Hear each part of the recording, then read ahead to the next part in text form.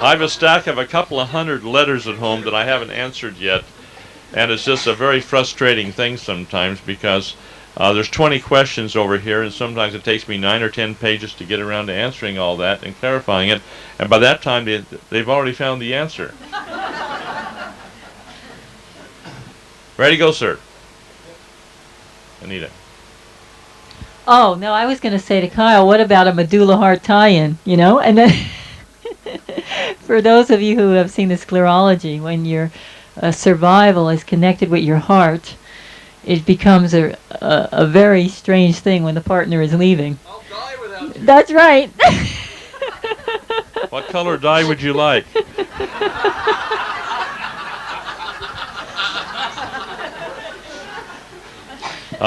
That gets into this one thing I wanted to mention, and this will help solve a few problems. There are 4 volumes of this material on the sclera diagnosis. And these tapes are very, very good. They're not complete. There's nothing complete. But these tapes are very, very good, and there's 4 volumes of it that will give you maybe about 95% of what you need as far as the sclera is concerned. I have spent many, many years on studying this and developing it until now it's come out. And I think that you'll find this very, very beneficial.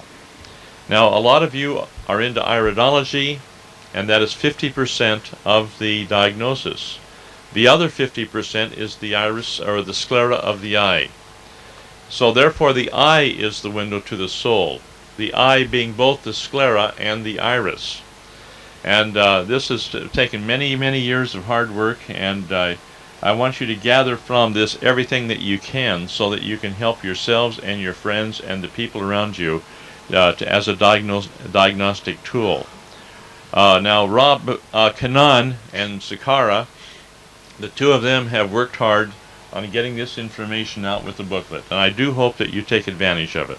Okay? And I would say that that tape is very useful because there are indicators in the eye telling you certain things about how a person's going to react with relationships. You know, with their mate or with women friends or men friends. Or mismates. Or mismates. And when you know that, okay, if you know your mate has a medulla heart tie-in, okay, and that which I do. Which he does. And you know that, you know, you have to be there next to him for him to feel loved, you know. She understands me. Yeah, now, that's right. Now, I don't have that tie-in, okay? But by the fact that I know he does, you know, I try to be there next to him because I know that's what he needs. And in just that understanding, you could sometimes solve a whole thing in a relationship. I didn't have a mother when I was young. Exactly. And then also by looking at your tie-ins, you could see how you may need things in your partner that are coming from your reactive patterns.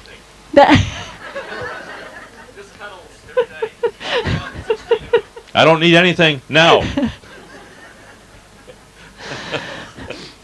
And if your mate doesn't have those similar tie-ins, then you could see where you are going to feel a lack, and maybe with discussions, and you can work through things, because they say the truth can set you free, and when you know these things, it can take a lot of weight off your shoulders. Instead of feeling unloved, you'll see that it's just a reactive pattern that the two of you have opposites. This leads me into the next statement.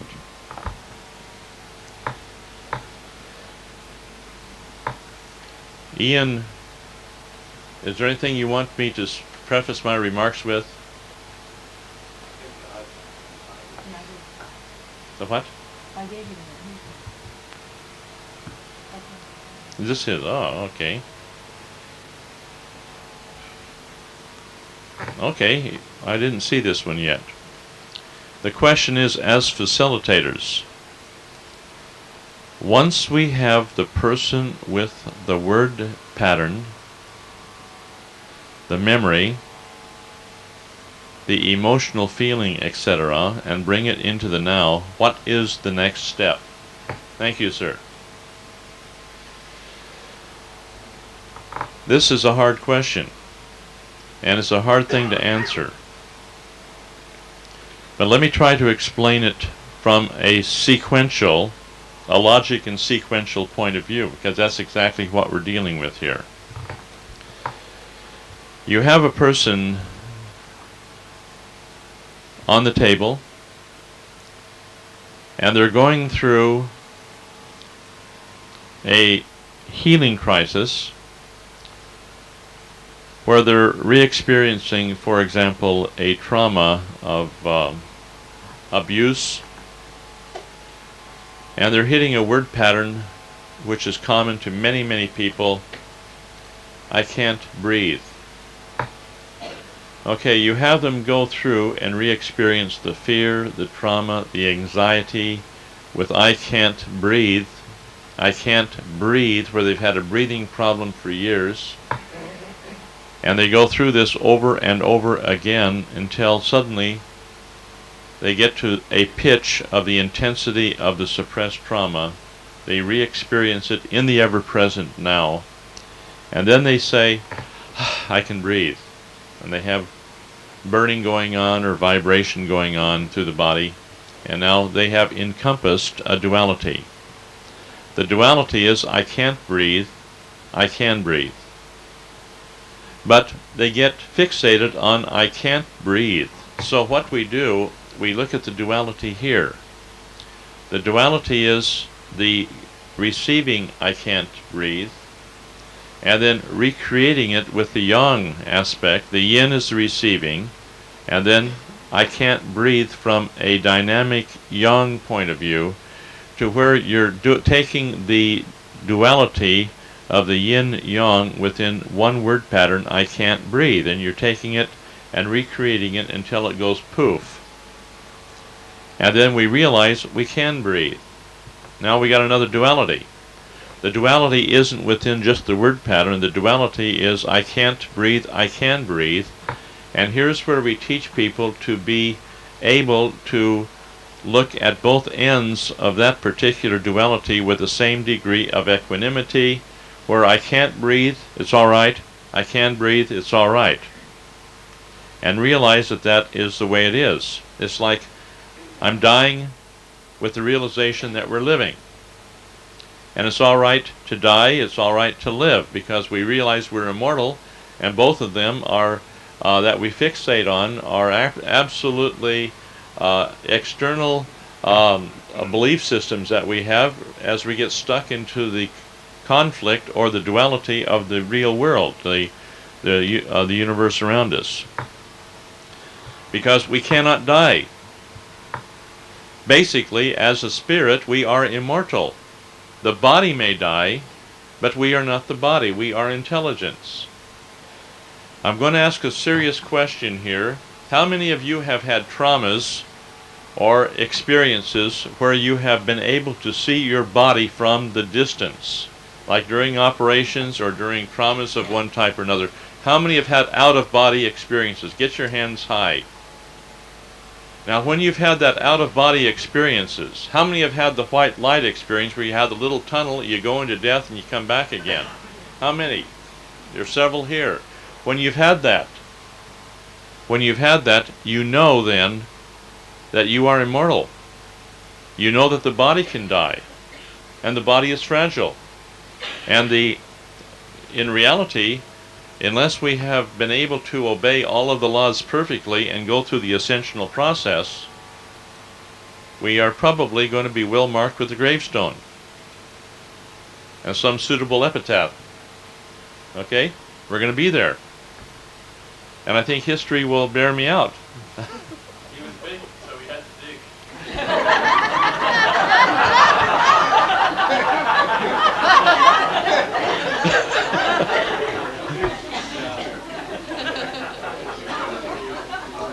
Would it be appropriate to say that when you put that person in that pine box, he pines away? Anyway, in this situation here, we embrace both ends of that duality with dignity, with equanimity, with impartiality, with non-resistance. Fair enough? And when we incorporate that, we then go through what we call the vibration of regeneration, and you feel that vibration go through the body. And oftentimes, how many of you have now had that vibration going through the body? Just a real current of electricity, just you've had it. You've been there, but you may not fully understand it yet. But once you understand that, and things change, the calcifications dissolve in your back miraculously, they're gone, and you didn't even touch them, all of a sudden things start happening. Now, where do we go from here? Keenly being aware of a word pattern or a duality, and once we have encompassed it, can I use the concept of a rabbit hunter? You know how a rabbit goes, or a hare goes bouncing around very rapidly? It's hard to, if you're a hunter, it's hard to aim in on that hare. I don't want to encourage that sort of a thing, but this is how I used to think. The thing is that if you go out like a rabbit hunter, you have to be very quick, very keen to catch the word patterns as they arise to your consciousness, because these are word patterns that you have had all of your life and are something you've lived with and you take for granted. And so you have to watch every little word pattern like a hawk. And when you get through a duality, you find that that duality will be based on an earlier resistance, an earlier word pattern that you have resisted. And when you can attack that word pattern from the mental body, just by thinking of this one word pattern, just by thinking of it, the body will begin to burn and regenerate. Now Anita understands this because for 4 months, just by sitting in a chair and by thinking of one word pattern which had a deep effect upon her, all she had to do was think of this one word pattern and the body began to burn. That's right. I had this burning going right down my left side, right down my shoulder, into my arm, and it was just excruciating for 4 months, and all I would do is sit still and think of the word pattern. That's all I would do, and I'd have this burning happening. Now eventually she got through it. It took 4 months. Prior to that time, when she tried to move her arm, stand up for a second, Nita, would you please? Well, it was actually the right arm. And the left arm. Well, it was, yeah, the right arm I couldn't move, but for some reason the pain was in the left arm. Yeah, but the left arm also was terribly restricted. Yeah, I could only do that. If you remember, you couldn't lift it up over your shoulder. Yeah, I could only go like that. That's your right arm. Yeah. But the left arm was restricted too. Well, the whole body was restricted. She's all calcified from one end to the other, you know. Resistance does great things for people. Yeah. But the thing is this left arm became completely free by going through that. That is the yin side. That's the mother side. That's the receptive side. But then finally, we still have the right arm to work with a little bit. Yes. And the thing is when we get into another word pattern, sometime all she has to do is think of that one word pattern. We have to sort that out, and then we'll have the burning down on the right side. Right. We haven't done that yet. No, because some of these word patterns are very, very deep. They go right to the core of your being. They just go so to the core of your being that they're just very hard to release. Got a question back there, Nita.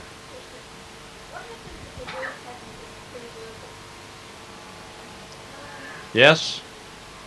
It's just a concept.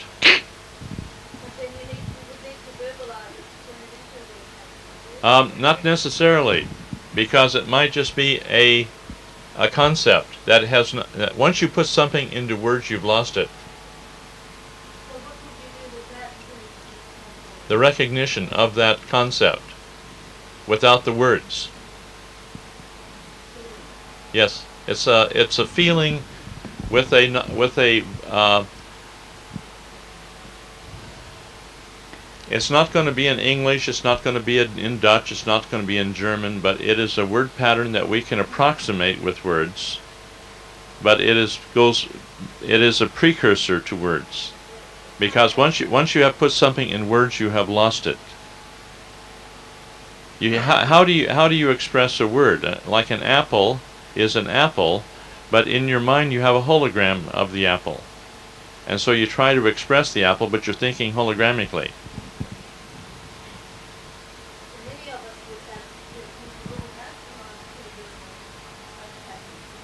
Everything is pre-verbal if you want to look at it that way.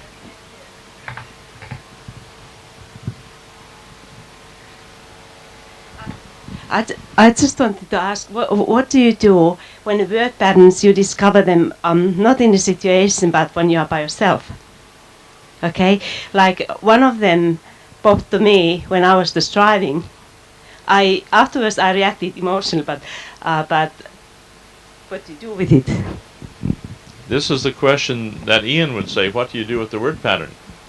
You look at the word pattern, you receive it, you recreate it. And you hold it there, both receiving and recreating and intensifying it until you get the vibration of regeneration. And oftentimes with that will be the burning in the body. And then you hold it there until the vibration is completely gone. And then keenly you expand your awareness to find out, now what is this word pattern? What is that based upon? Back to what Kyle said, I'll die if she leaves me. Okay, but that word pattern, I'll die if she leaves me, once you've dealt with that, what's behind it? What's under that?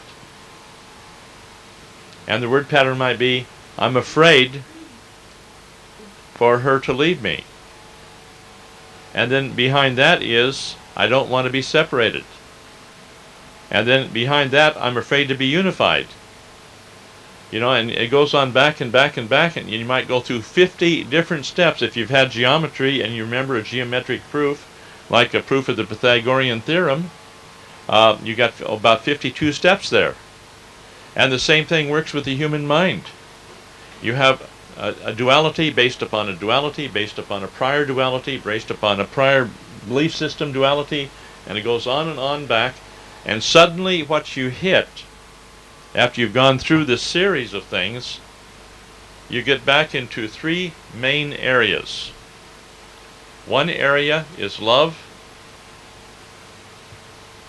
Another area is creation. And another area is communication. And these three areas become very distorted because of our resistances. Creation, destruction. And you get back into these things where if you, first of all, you create something and somebody says, well, I don't like that. And then you want to destroy what you have created because somebody else couldn't accept it because we resisted their acceptance of it. And we end up destroying every one of our creations as soon as somebody says, I don't like that. And we destroy our own body because somebody doesn't like our body and leaves our body, and we're separated.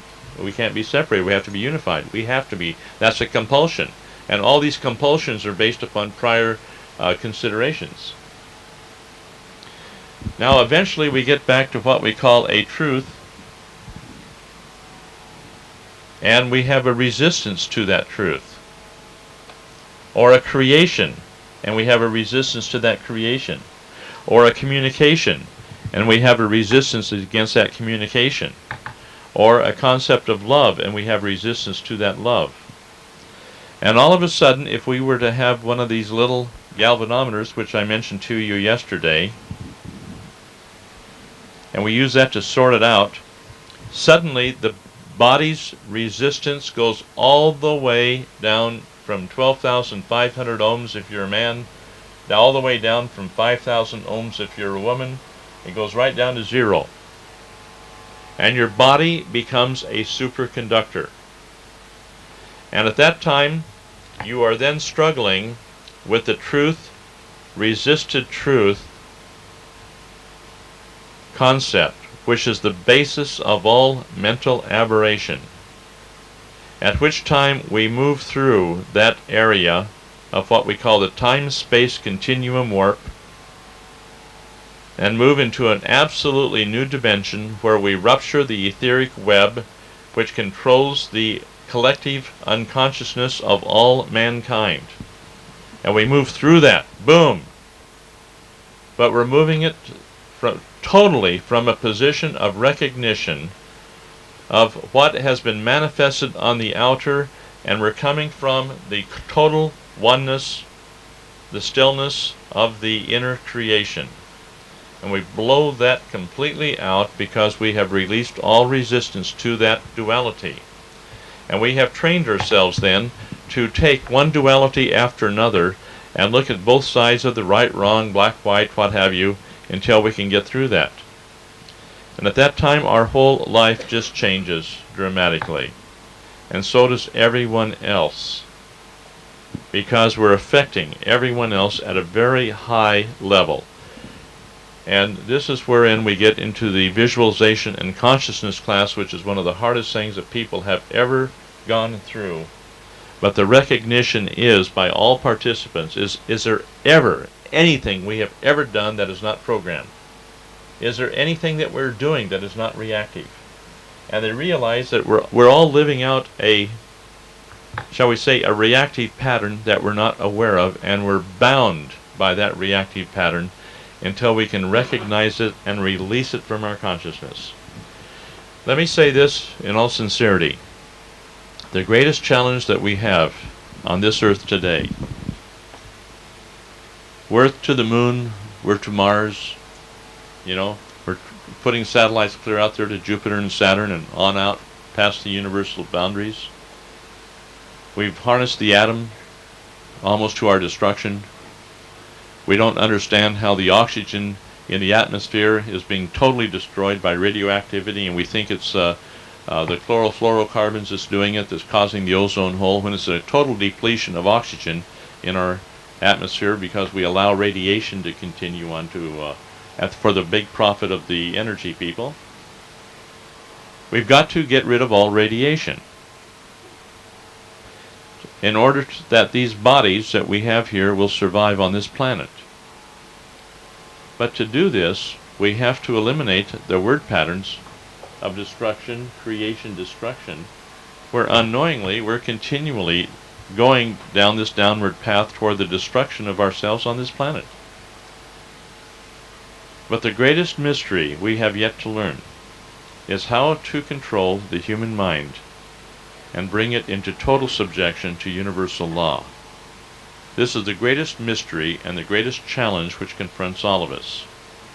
And this is wherein, on a sequential basis, we move, for example, from a class such as this into an instructor seminar, which is crystal crunching to the extreme. I think that's fair, isn't it?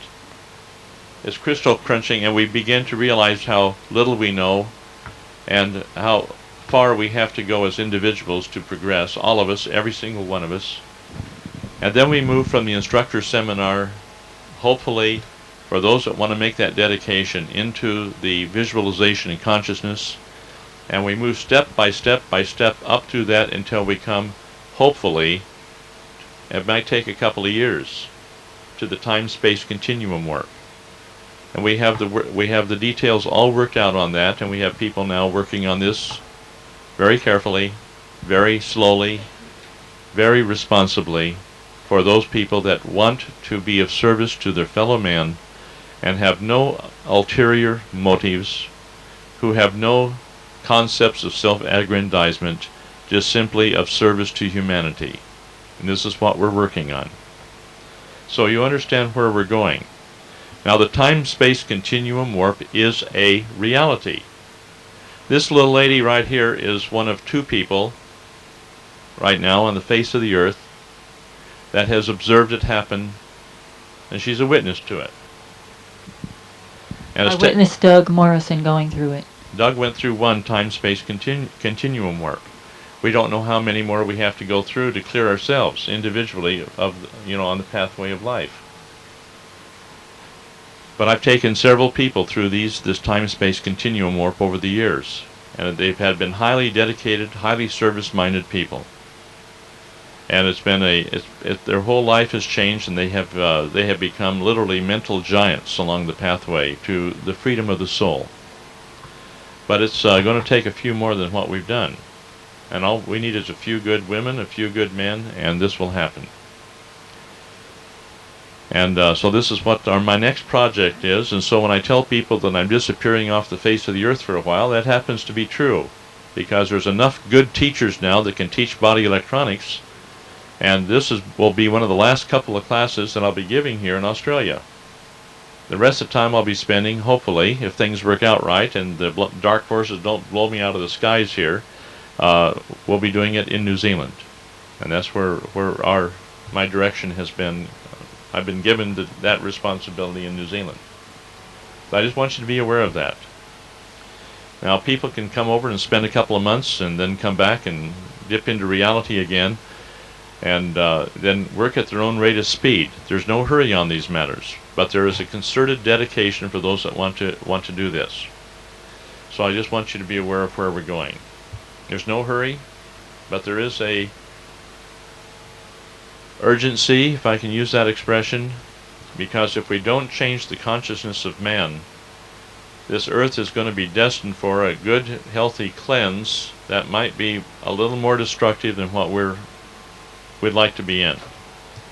But I have the belief, now this is a belief system, but I have the definite belief system that when we change our consciousness collectively in a certain area, and if that area is pure, with love and unconditional forgiveness, then the destructive forces will pass that area by, and there will be little pockets of survival here and there.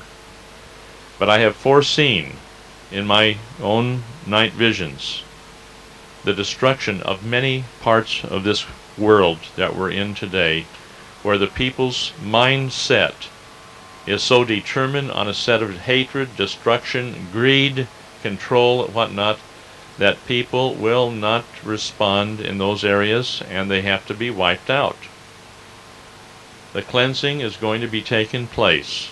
Now, it's been backed off a few times because the consciousness change has been so great. But it can only back off so far before people will bring on themselves their own ultimate destruction. Now, many of you who are here have come originally from foreign countries because you have been told to move here, to Australia. How many are in that boat? May I see a show of hands? Look at that. Fair enough? You've been told to. You've been given visions. You've been have a voice told you. Get out and go so-and-so for a place of refuge, for a place of survival, to raise your families and loved ones. Australia is one of those locations. New Zealand is one of those locations. And I think you're going to have some wonderful experiences here in Australia. That doesn't mean we won't be coming back to Australia, but it does mean that we'll be focusing our attention in New Zealand, and that's the instruction we have been given. And I don't want to go against that instruction. I've dedicated myself to service, and Anita's right along with me on that. Now, yes, sir, Alex.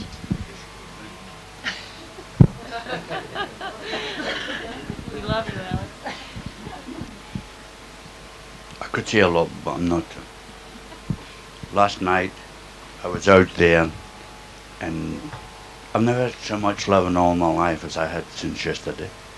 And two ladies came over to me and they said, "Oh, we admire what you said." And I said, "Well, you know, everybody's got the beauty and the beast in them." I said, "But for some strange reason, I don't know why I'm going to say it to you, there was one of the ladies, I know you might read, and she says, Alec, why don't you just allow this beauty, freedom to come out and be yourself?" And all of a sudden I said, "You know, most of us have got the beauty and the beast in us." But I says, I'm just thinking now, I think I'm really lucky, because I think that I've got rid of the beast and there's only the beauty in me, and this, my counterpart, this femininity, there's no need for it to come out now, because this beauty shines through me as I am. Right? And that's taken me 73 years to learn that. And I'm listening to what's being given to us today. And I'm not going to say any more about me because what will happen will happen. But I just wanted to say this. When the beautiful words that John's saying. Isn't it strange that princes and kings and clowns that caper in the sawdust rings and common folk like you and me are builders, builders of eternity. To each is given a book that rules. To each is given a set of tools. To each is given ere life is flown, a stumbling block or a stepping stone. So which one are thee? Are you stumbling or stepping in this given life of thee? Have you gained the knowledge? Have you seen the light? Have you advanced and found God's great delights? Period. I can't say any more. I just wanted to say that. We are builders of eternity. That's what came through to me when I heard John saying this. You know, we think we are but poor wee blighters.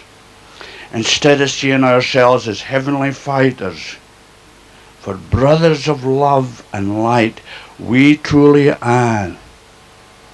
Our true home, a sweet home, a far distant radiant star. I just wanted to share that. You made it. Thank you, sir.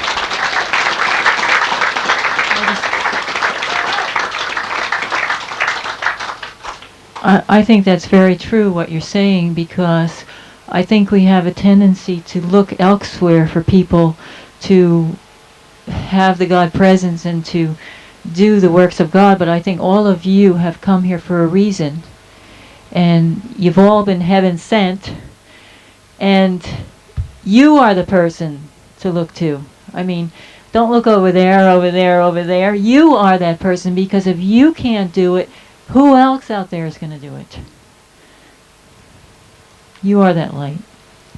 Thank you very much. Now, I appreciate all these comments. I want to get back on one track and clean up a few loose ends. Ian, did I answer your question, sir? Pardon me? Okay, let me go back to one thing. We talked about the time-space continuum warp. And we talked about how we get down to where the meter on the measurement of the ohms resistance in the human body goes completely down to zero, at which time the physical body becomes a what we'll call a superconductor, where there is a definite interface between the thought patterns from the inner essence and the outer expression in the physical frame. Now that's the way it is. Now at that time, a person might spend 10 or 15 minutes, it might be 10 or 15 seconds, going through this grasping of this concept of encompassing the truth and resisted truth, which is the basic thing behind all mental aberration. And when that is pulled out, a certain segment of a person's thought pattern just goes like that.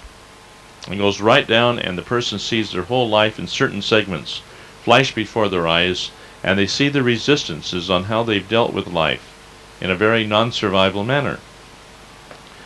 Now at that time, when that is fully comprehended by the human mind, okay, when that's fully comprehended, then the needle, or on the meter, the measurement of ohms resistance reappears on the meter at infinite resistance, as much as the meter will bear.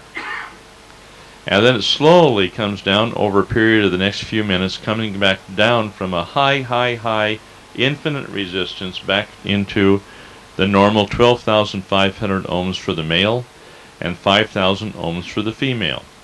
You won't find this written in any other book. The nearest you can find it is in Robert Monroe's book, where he has dealt with the out-of-journey work. And here's where the people have had the experiences on a measurement of ohms resistance in the body of coming down to a 0 ohms resistance. But then gradually, the people didn't know how to cope with that by the encompassment of duality, and the people have gone into an altered state at that point, and then it comes back up to a normal reading. But it doesn't go through this area of penetration of the etheric web to where the resistance goes totally from 0 and then reappears at an infinite resistance. Where there has book 3 of the Logic and Sequence will explain that to you.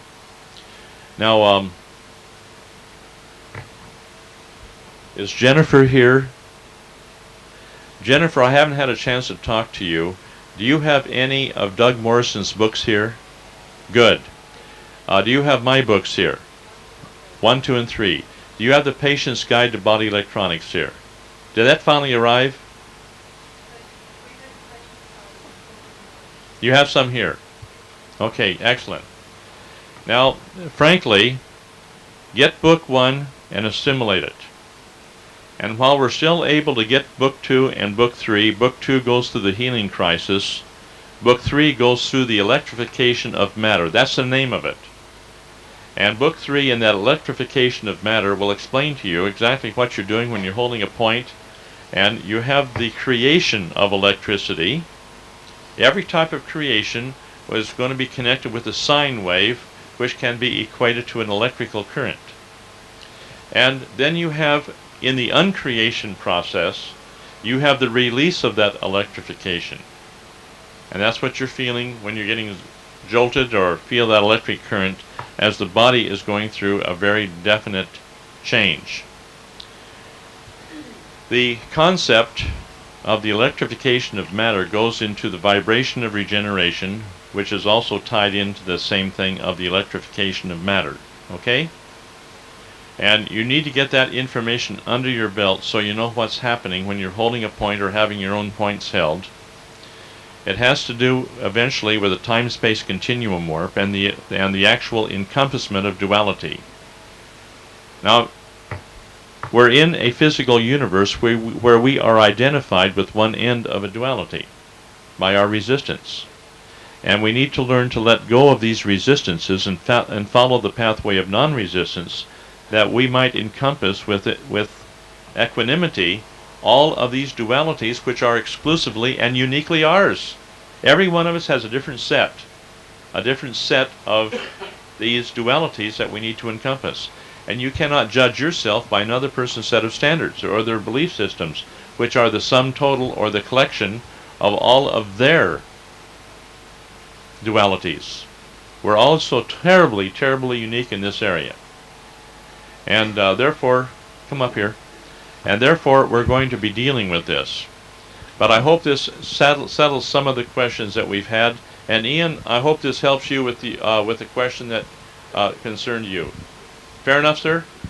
Okay. Yesterday I had as John worked on my neck yesterday, and then later one lady approached me and asked me, how did you feel? And I can say, Nair, I went through exactly that what just John explained. Everything, every details. Like you went in a lift and got down, bum, bum, bum, bum, bum, bum, started from here to the body, and I'm still going through it now.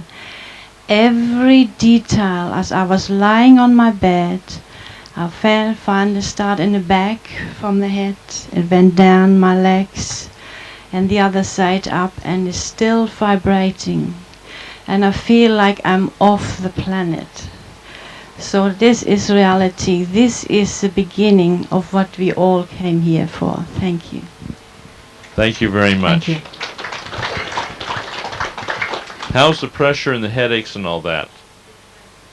Gone? Gone. Beautiful. Okay. Time for questions. Gabby, come up Gabby. here, please. This is Gabby Gray. The Gabby Gray. When you're talking about the time-space continuum warp, this infinite resistance, what does that do to the etheric web? This is all written out in several chapters of the electrification of matter. It actually rends the etheric web, Gabby. Rends it. Now, let me state this very categorically. We are all one. But because of our resistances that we have suppressed, we see ourselves as separate entities. We see ourselves no longer in unity, but oftentimes because of our conditions in the physical universe, we see ourselves oftentimes as opposing forces and separate, and we're thinking in terms of separation rather than in unity.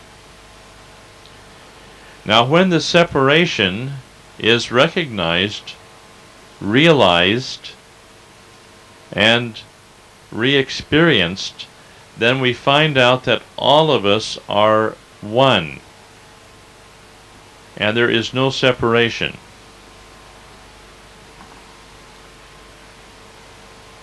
But as intelligences, we have come down into this physical universe for experience to play the game of life. And the game of life has become so serious because of our resistances that the outer conditions are held in a state of continual creativity by our unwillingness to experience certain things which entail our resistances. Gabby, you got this? You understand that? The collective unconsciousness is the etheric web. It is the suppressed traumas of all mankind in this quarter of the universe, or this portion of the universe, if we can say that. Now, wherever we have... Pardon me, sir? It's on tape. Okay. Ian is the caretaker of this tape. But I think this is on other tapes. I think somewhere I've said this once before. But the thing is here, is as we are able to rend that etheric web that literally interconnects all of us, and a person does that from a position of total awareness of the creative effort of a certain thought pattern or word pattern, instantly all humanity recognizes that that has been done for them by another person, and instantly all humanity goes through a tremendous, almost an instantaneous transformation. Now, if you remember when the Berlin Wall came tumbling down, so to speak, and all of a sudden everybody began to want to be independent rather than being under the yoke of slavery. Tremendous confusion because people's whole lives were changed, but their thinking changed. It all changed around this physical earth all at one time, because one person went through that etheric web and it was transmuted for all mankind. If you understand that on the mental level, is what we're dealing with now, you will understand on the emotional level the morphogenetic resonance. How one person in a family can go through a change, and then everybody in the family goes through a similar type change. That's on the emotional body level. Fair enough? All the resistances on the emotional level are tied in through the DNA. And one person in a family goes through a healing crisis, and then everyone else in that family goes through a similar healing crisis. One person genetically, he goes through a tremendous change. And then all the other family members that you have been trying to work with for years, all of a sudden they start coming and telling you what you ought to be doing, which is what you've just done.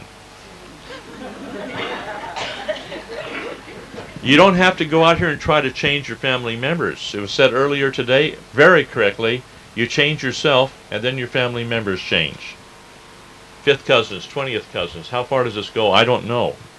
But I know that that change is just tremendous on the morphogenetic resonance. In body electronics, for example. Back in some of your old acupuncture books, they talk about right here on the xiphoid process. This is a heart triggering mechanism, right at the base of the sternum. For many, many years, back to the 70s, would hold heart points on this xiphoid process because much of it was about the size of a golf ball to a walnut. Everybody had one. Everybody. We trained in California alone in body electronics over 10,000 people, and they're still using the process. California's gone through tremendous change. But everyone that we dealt with had a huge knot on the bottom of their sternum, which in Oriental philosophy is a alarm point for the heart. And so we worked. My fingers, if you can see this, I need to stand up for a moment. At that time, this big knot right at the base of the sternum, we had pressed in with one hand to hold that so it wouldn't break off, and we put pressure underneath it, pressing upward on that huge calcification right directly up to the head. And people went through changes in the sclera of the eye in the heart area and also in the iris of the eye in the heart area. Went through beautiful changes. We had tens of thousands of people going through holding heart points, and especially starting with the xiphoid process.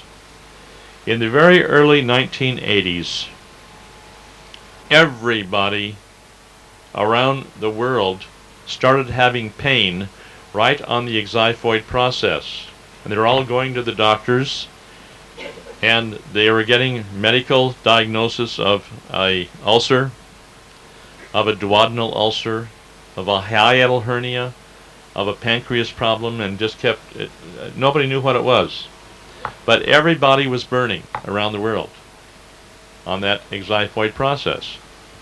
After a while, this burning sensation was gone for everybody, all within a year. It took about a year to go through that, and suddenly that big golf ball type calcification on the xiphoid process was completely gone, all over the world, except in places where there were industrial injuries, where there's a trauma to it. Morphogenetically, everybody went through that, unless there's an injury here. And you wonder who's not related, because this affected the DNA all the way around the world, but it's dealing on the physical level, dealing with point holding, dealing with the emotionality of and recognition of the heart. Yes, sir. Where's the... Right here. Come up, sir.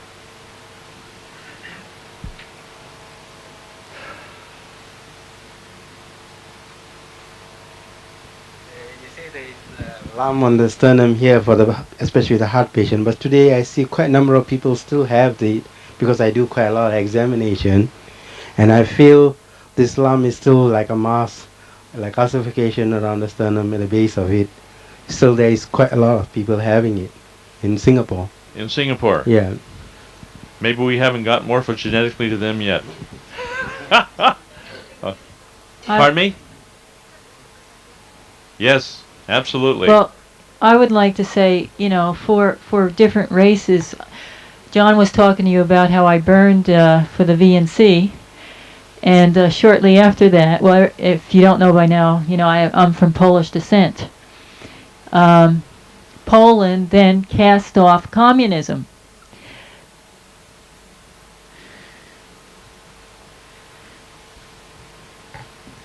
Along with Anita, we had a huge Polish community in Chicago. They were all involved with body electronics. We had a huge Polish community up in Toronto, Canada, and these are the two largest Polish communities outside of Poland, and they were all involved with body electronics and took it all the way across Poland or all the way across Canada to all the Polish communities. And it was really outstanding to see what was happening, because even the people who were involved with Lech Walesa, if you remember him, the leader of Poland, they were all involved in body electronics, and we don't know how far that thing went. That's right. And but there was tremendous changes in Poland at that time. And we have some Polish people here in this class. Hopefully some other changes will take place, because communism, according to the Ascended Masters, is the sinister force. And this is because the free will of man must be preserved at all costs. And I believe Poland has now gone back to communism. So hopefully, maybe through our work here, we can reverse that again. Let's discuss that for a moment, please. Just a moment. Slip this up there, please, honey. I want you to get to know this very, very well. At the level 5, which is the level of the pancreas, you have the level of general type memory. This is also the level of communism, where communism is. Now, if you study very carefully through all of the communist doctrines, which I have studied this very closely, you have a gentleman by the name of Lenin, who's made a very powerful statement one time. He says, man's social existence determines his consciousness. And so therefore, if you change the environment according to his teachings, you'll change the consciousness of man. Totally forgetting all about genetics, totally destroying everything about telegeny, which is partially in the genetic realm, and going and dealing directly with the idea you change the environment and you change the consciousness of man. I'm going to repeat Lenin's statement again. Man's social existence determines his consciousness. This is the level of the victim. This is the level where you feel you have to go out here and destroy what's going on out there to find your freedom. In our work, we find our freedom within. And then the outer external world around us changes. Because it's not the physical, environmental influence which determines the consciousness of man through conditioned response or operant conditioning, call it what you want in all the psychological studies. But it is the mind of man which determines the outer reflection out in the world around us. Are you following me? And when you reach a point at level 1 in the progression of consciousness, on the creative end of it, you then realize that the physical universe around us is the outer reflection of inner consciousness. But the people in communism have come up from apathy. They have come up into the level of where they're dealing now with concepts. And the concepts they understand is you have to go out here and be socially active and change the environment. And they have done so. But what has happened now at level 5, where the people have been social activists? They have come up from level 5, which we'll call the yippies of the 60s, and they have moved upscale in their consciousness to dealing with the economic aspect, which you find at level 4 at the thymus level, the fear level, and they're into all kinds of economic activities where the yippies of the 60s are the yuppies of the 90s. And so all of these communists at one time that were out here social activists, you know, got to change the world because the world is wrong and we have to change the world so our consciousness will change. They're out here now making money hand over fist. And you look at that and you realize there has been a change of consciousness. Things are moving upscale. Now, they move upscale until we come from fear, or the thymus level, where we have to surround ourselves with physical things to survive. The problem is next is we can endure the next level, which will be the level of warfare, the level of anger. And we can control the venting of anger in such a way that people will understand the anger, but they will not vent it on one another or on society. And we will hopefully, if we can bear through that storm, which I don't think we're going to bear it very well because of the mindset of people, but yet as a consciousness change we'll come to that point where people will become very, very angry and they'll do everything they can to destroy the people around them that don't agree with them. And this is one thing that we'll have to look at. But people have been moving upscale. They have thrown off the shackles of tyranny.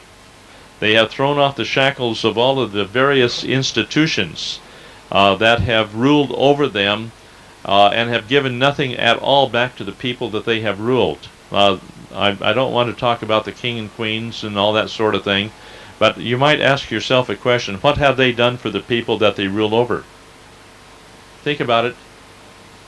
They have raped them, and it has been consistent throughout the period of time.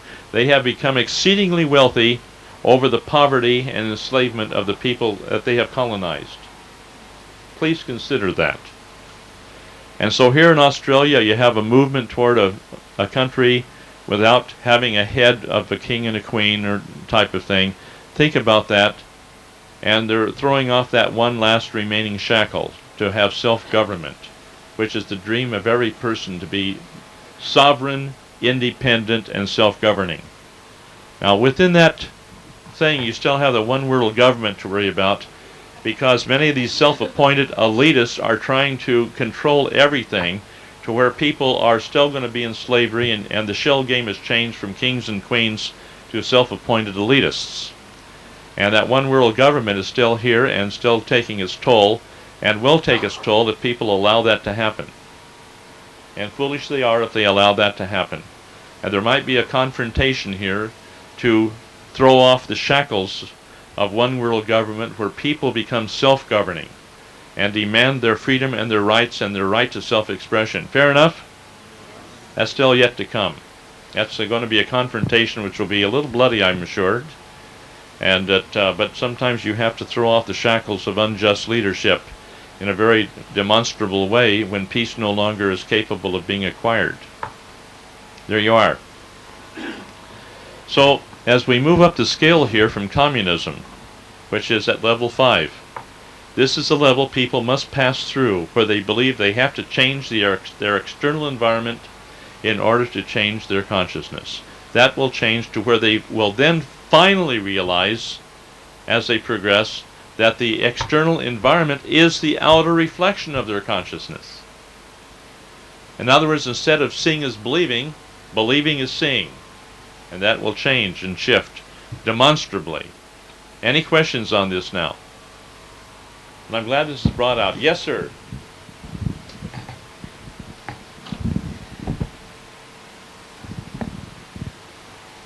I have to say here, I consider the king and queen they're not very good, but the better of the two evils. They're what? The better of the two evils. Some people consider that. And that is something to think about, because once you throw yourselves out into the world like a boat without a paddle, then there's no direction given by the structure that's been there to stabilize things for a long time. And this is where a lot of people are afraid to be thrown out into the ocean, shall we say, without a rudder or a paddle. And so your point is well taken, sir.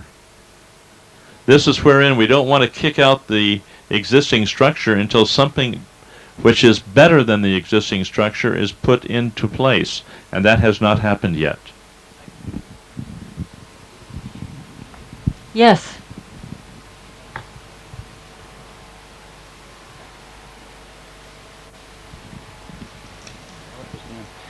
Right.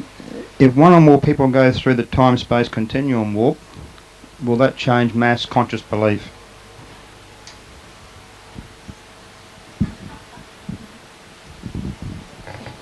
Ah, I have this one here. Fair enough. The question is, if one or more people go through the time-space continuum warp, will this change man's conscious beliefs? The mass conscious belief, the answer is absolutely, unequivocally yes. And it's already happened. Okay. Need one person, 2 people is about right.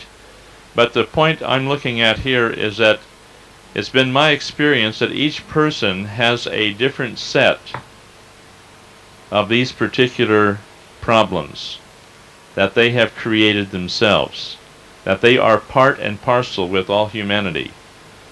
And so what one person, what his responsibilities are, and he will know what his responsibilities are, will be entirely different than another person's responsibilities, where nobody will have the same, as far as I know, the same unique set of word patterns, of what we call the contradictions, the dualities, or the word patterns which consist of what we call the time-space continuum warp. Every one, Carl, will be different. We have several people who have gone through it. Several. Things, Oh. Things are happening. Didn't you? it's happening marvelously. Now, the caution that I have been given over the years, the last time we had a class on this, chaos occurred worldwide. And we had a large number of people that participated, and what was transpired there was fantastic.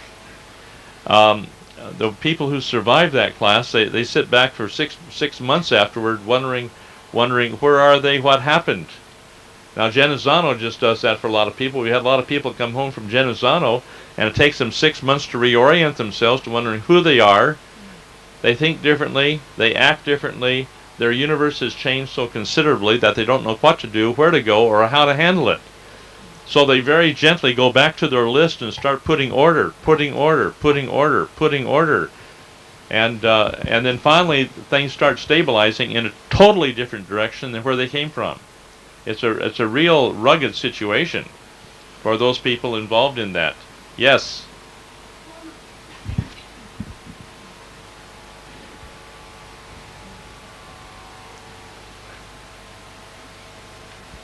Thank you.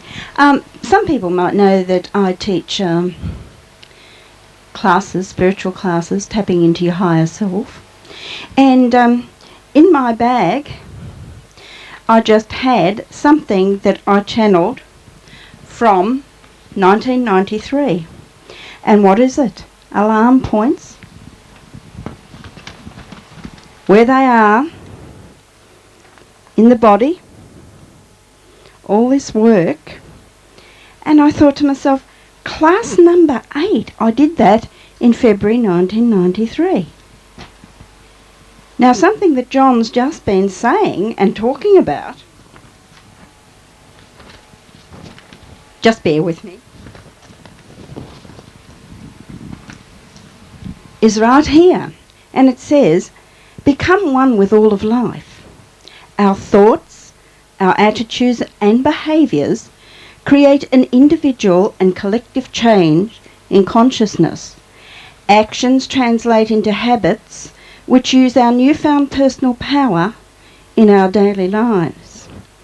Reverence and respect can become a way of daily life where people come together to make and create change.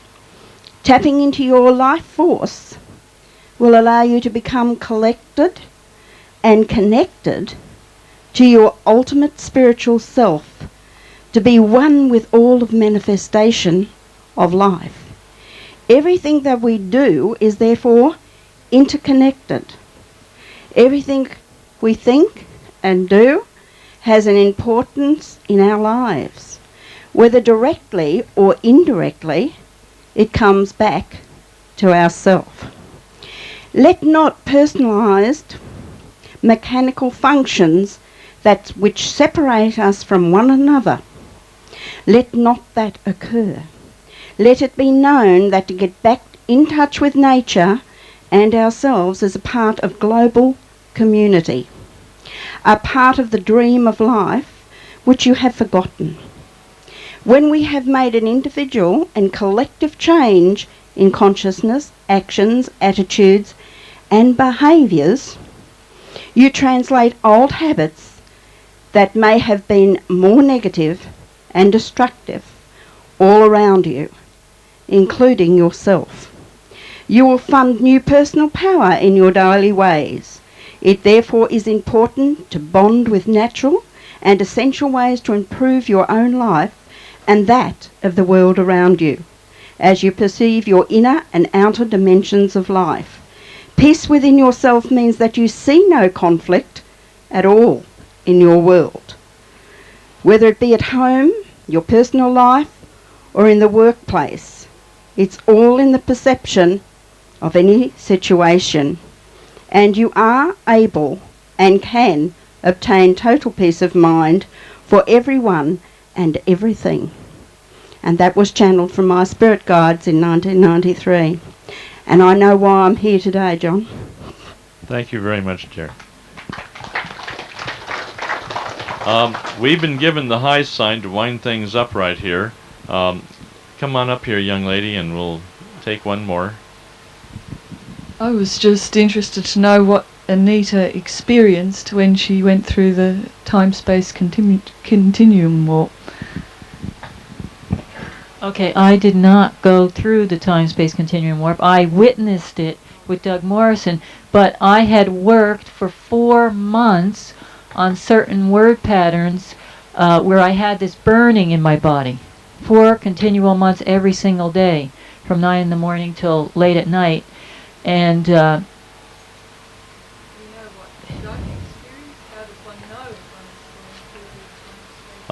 that is in book 3 of the Logic and Sequence series. It's all recorded there. Okay, one more thing before you get up. I passed around the other day the picture of the I Am Presence, the violet flame, and if anybody's interested in that to learn more, I have the address up here. Just see me after the class if you are interested. Thank you. Now, I didn't get around to all of your questions yet, but we're kind of going through this as rapidly as we can and as thoroughly and completely as we can, and I hope that you're having fun. I hope you're piecing a few things together. We'll do the best we can to get all of your needs taken care of. Now, we're going to take a break now, and it's now about 10 o'clock. At 10:30, we'll reconvene in the choral room. Hold on just a moment, please. At that time, Carol, do you have extra paper? Because we're going to we're going to have at least, hopefully, go through and do what is necessary, because we had 7 people last night that each one of them, I believe, went through a good change. Okay? That was uniquely theirs. But today, what we need to do is to very carefully go through, which we all had talked about doing yesterday, and everyone is a little pooped out. But today we're going to go through the individual needs for each person, and I'm going to need all of the help from the helpers as best we can to give the quality individual point holding from a position that goes totally contrary to my Capricorn instincts of doing one step at a time in a very deliberate, orthodox manner. And this is what we call, what you all of you wanted. You wanted to have these things bulldozed through, so to speak, shotgun, so to speak.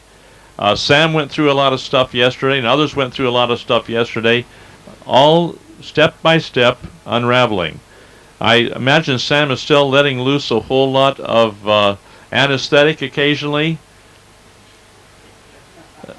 And all that anesthetic was, some of that was quite putrid hospital smells, Sam. And I want you to know that we won't get the progress on the physical level until all that anesthetic is removed from the body.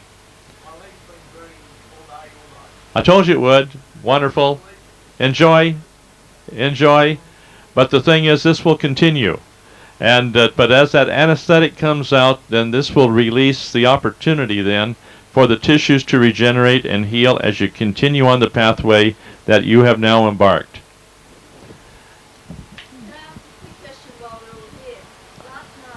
Do you want to come at the front?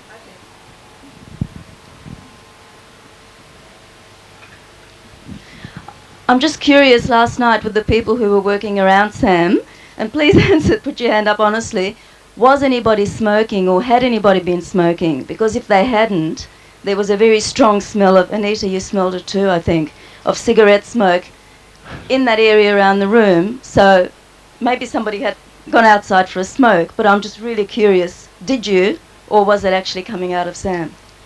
The smoking from 10 years back, when they go through a healing crisis, they'll smell like the bottom of an ashtray when that stuff comes out. Well, that's why I was wondering, was that it, or had somebody had a smoke? Did anybody have a smoke? How many smelt the cigarette smoke? There you are. So that's the people around Sam. So somebody there was going through a healing crisis that could have become from the point holder. Sam, did you used to smoke, sir? I did. Did you enjoy it? I did. Did you like to blow smoke rings? Yeah. So did I for 10 years. Fair enough? Me too. So that probably did happen. Thank you, Aggie. Okay. I think that settles everything. We'll now have Kanan speak to you.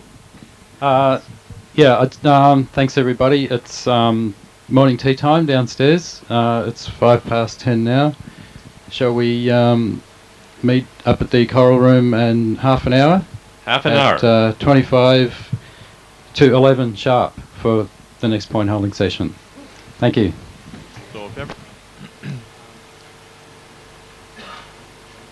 So is everybody in from outside there?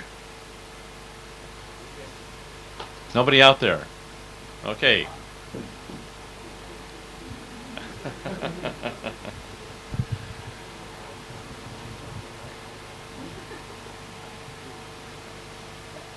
So, Carl, let me know when you're ready to go. Okay. I want to thank you all for being here tonight. We have two very, very special guests, Kate and Alan Myers, who handle the Grainfields product here out of Brisbane, Australia.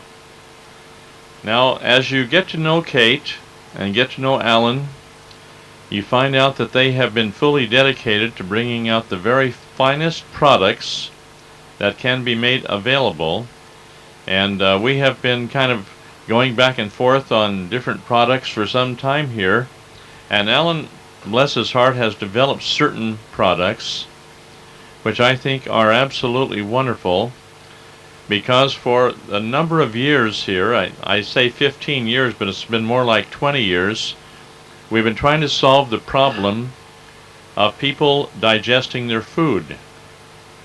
Now, from an iridology point of view, everyone has a zone 1 ring showing a lack of digestive enzymes, which makes it nearly impossible to digest properly the protein and the different, shall I say, carbohydrate configurations.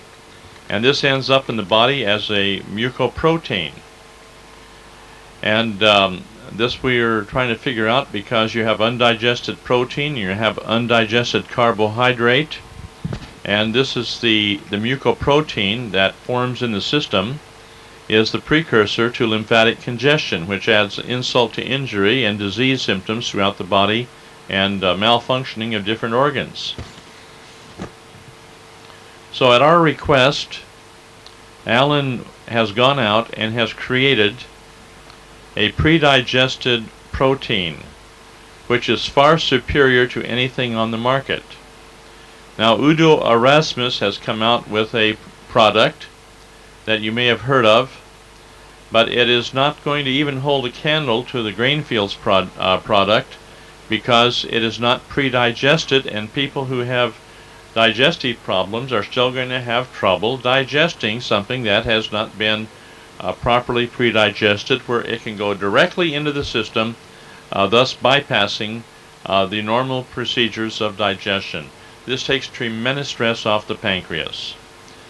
Now, there are other products, and the finest one I have ever run across, again, it will be the what we call the Grainfields Lactobacillus Lactobacillus product, which contains 12 different forms of Lactobacillus, acidophilus being only one of them.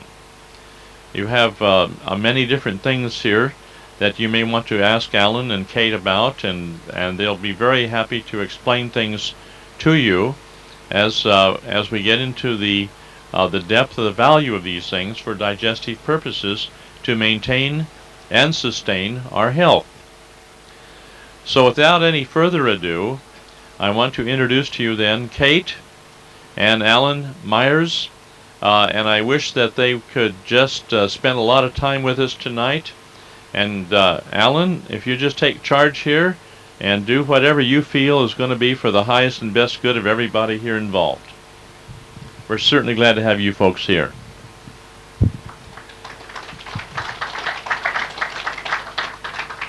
Yeah, thank you, John. I've got to have it close, have I? Yeah. It's nice to see all these happy, smiling faces after the point holding.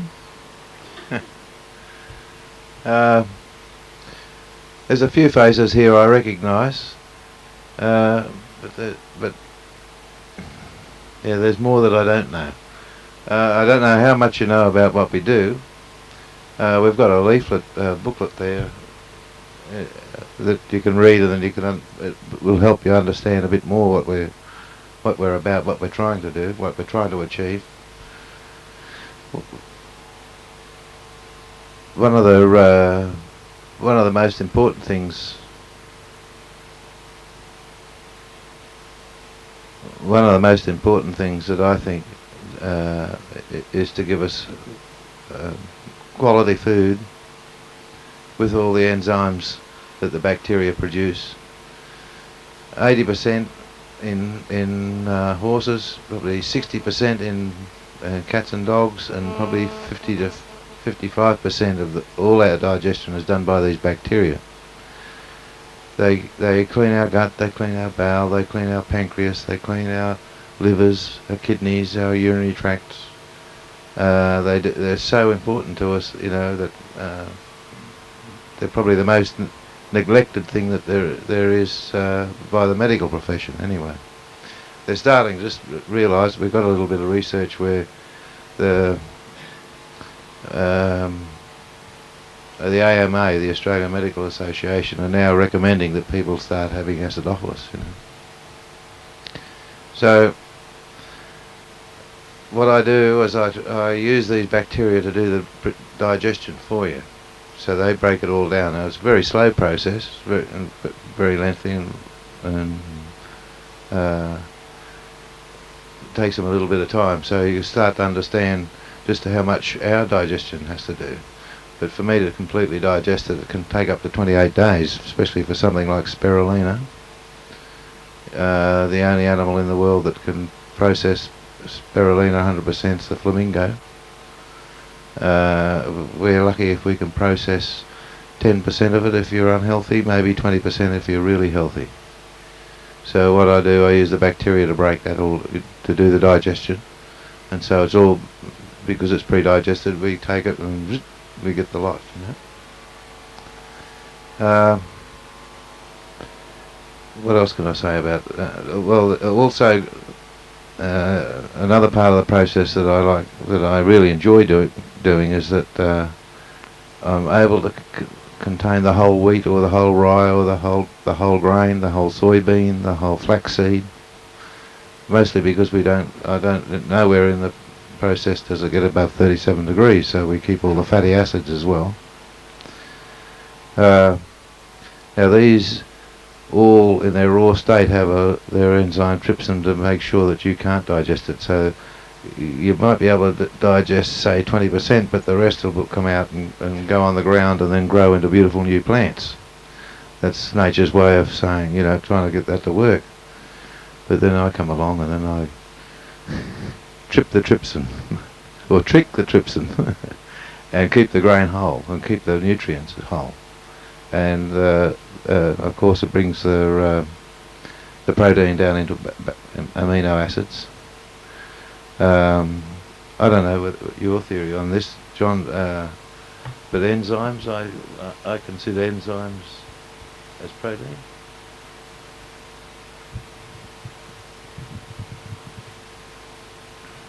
All of your enzymes are protein,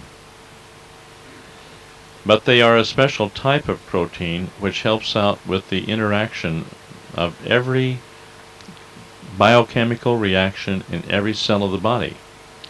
And so only certain enzymes are able to do certain jobs. And so you have many, many different types of enzymes. But all begins with certain basic enzymes that come from plants and are found in raw plants. Because any time that you cook a food above 116 degrees Fahrenheit, you have literally destroyed all of your enzymes. Destroyed them all. That's Fahrenheit. Now, proteins are destroyed. Some of them are destroyed, like tryptophan, which is so important for the biochemical activity in the body, and which is, this is an amino acids now. That's protein. Tryptophan and lysine are destroyed at about 110 degrees Fahrenheit, which is roughly 41, 42 centigrade. And that's just barely warming it up. So this is why cooked food will destroy all of your enzymes and part of your protein, which is necessary for the 10 basic amino acids. And actually 8 basic amino acids, unless you're talking about children. Now that 8 basic amino acids, if any of the 8 is lost, it makes it impossible to synthesize all the others. And so therefore people are going to be protein deficient because they're not synthesizing the other necessary amino acids if you eat cooked food. And so this whole problem that we have of assimilating our food is solved by the fermentation process, which breaks everything down into a form that the body can assimilate.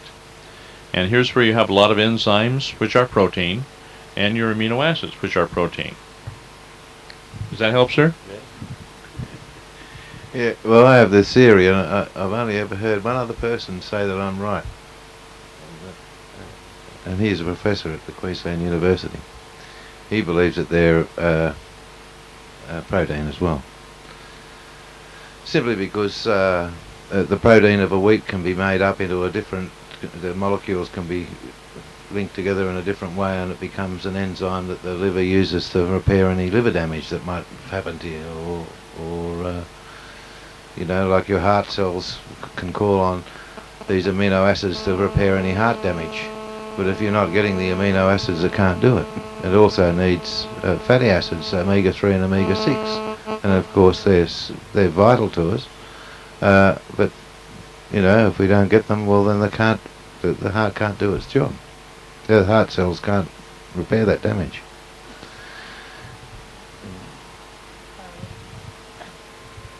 Now, in the past, we used to recommend the spirulina on the program, but at the moment, what we've been doing is recommending the grains and greens because of this new development now that where the spirulina is, when it's pre-digested like this, then we can absorb all the nutrients. So we haven't been recommending the pure spirulina anymore.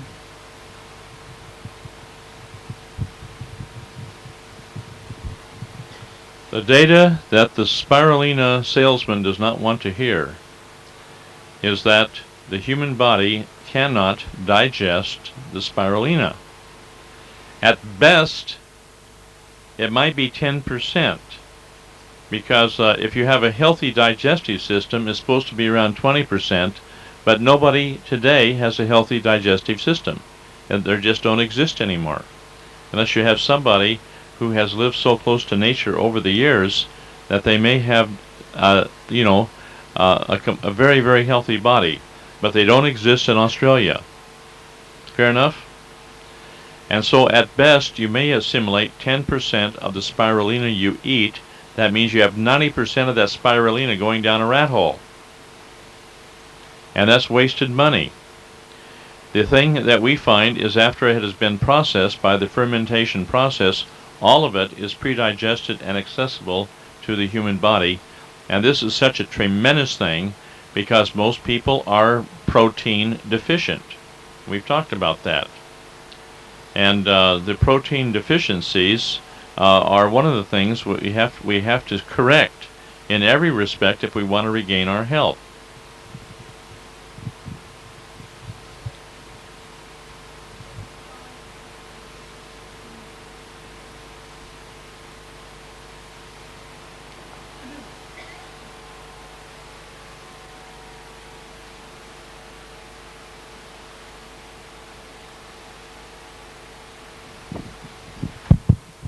What would be a sign of protein deficiency? Gabby, there's many signs of protein deficiency. Let's take a look at simply one of them. For example, arginine, which is one of your basic amino acids that the body is requiring. When you have your arginine, along with exercise, you start developing nice, thick, healthy skin. Rather than having the transparent skin that kind of crinkles up. You've seen people when they start to age and they have that kind of a scarring on their skin. This is a protein deficiency. Many people bruise easily and have purpura. These are also protein deficiency problems. You have your little rigid longitudinal ridges down your nails. This is a protein deficiency problem. Hair problems are protein deficiency problems. Endocrine imbalances can be a protein deficiency problem, because to have the hormones, for example, secreted from many of your endocrine glands, you have to have all 20 amino acids. And if one amino acid is missing and is not available to the human body, then you don't get the production of certain hormones that require 20 amino acids for production. Thyroid needs 17 of them. And if you're eating a lot of cooked food, you won't have 2 of the 8 basic amino acids, and therefore you're not going to get thyroid production, and you'll have a low thyroxine output. These are little things that are exceedingly important. And so the signs of protein digestion, Gabby, are many-fold, and frankly, very difficult to number. The mucoprotein, for example, in the iris of the eye, where you have undigested protein in a combination with your undigested carbohydrate in form called mucoprotein. That's definitely a sign of protein deficiency, because a person may be eating all kinds of protein, but they're not digesting it, they're not assimilating it properly, and therefore they have all kinds of problems that ending up in your engorgement of your lymphatic tissue. I could go on and on and on and talk about that, but there are a multitude of reasons, or shall we say indications, of the problems we have with insufficient protein in the body. Also, I don't mean to hog the time here, but I'm answering a question. Alan, maybe you'd like to say something, that I haven't said. No, I think you cover that very nicely, John. can I just say something on that? Also, what I find with going through the diet with people is that a lot of people that crave sweets, what they really need is protein. And you give them some protein, and then that sweet craving goes away. In cancer situations, one of the big problems is weight loss, where the person is not able to assimilate protein. And so oftentimes when you bring the body back up to a good healthy position where there's the muscles are firm and strong, then the person may have cancer, but the cancer isn't depleting the body of protein, causing the person to waste away and die. So every single cancer patient is usually also protein deficient.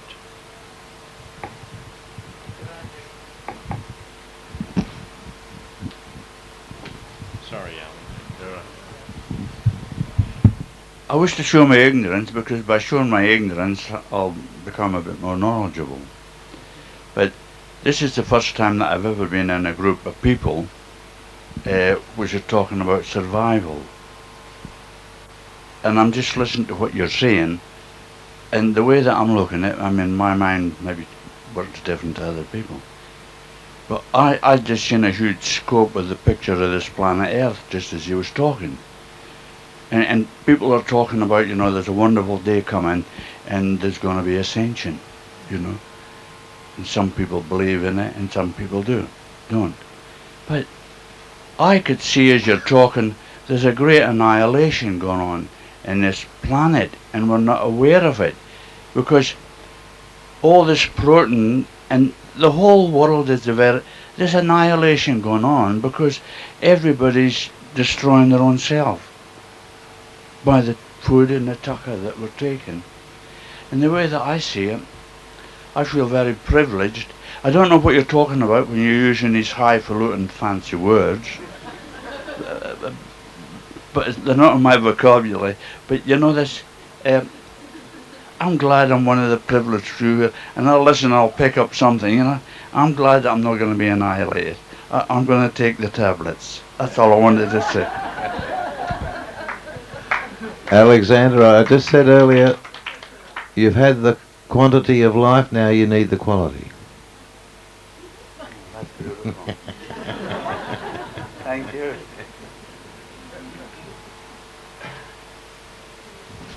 Question back there?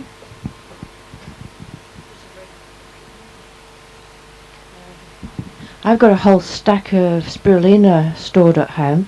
Now then, can I drop it into my grain fields acidophilus bottle, and will it digest in 28 days? And then drink it? No, it's a bit more complicated than that. But you can do that, though. Mix it in, and but I wouldn't leave it sitting around.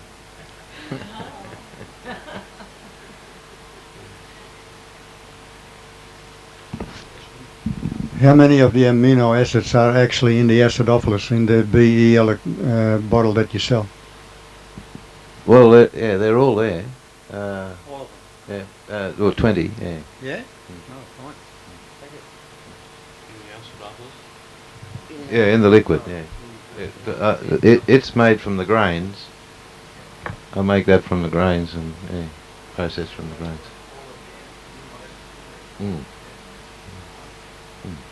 But we have to always remember, well, we have a problem. Well, it's a little problem for us.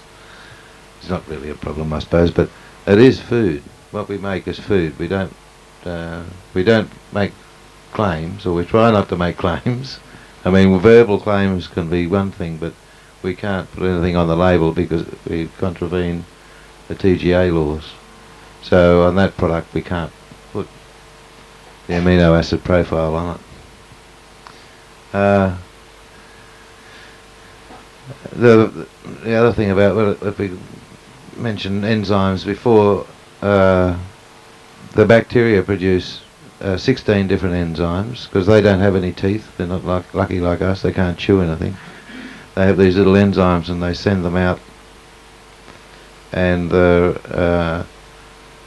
that's what they convert the sugar or the starch to sugar so they can feed on it.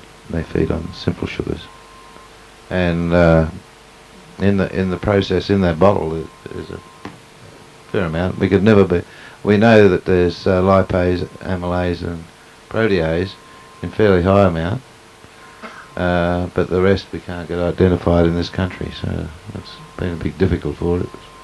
The DPI at the moment have promised that we've got to have a meeting with them too, Kath, remember that? We've cancelled out.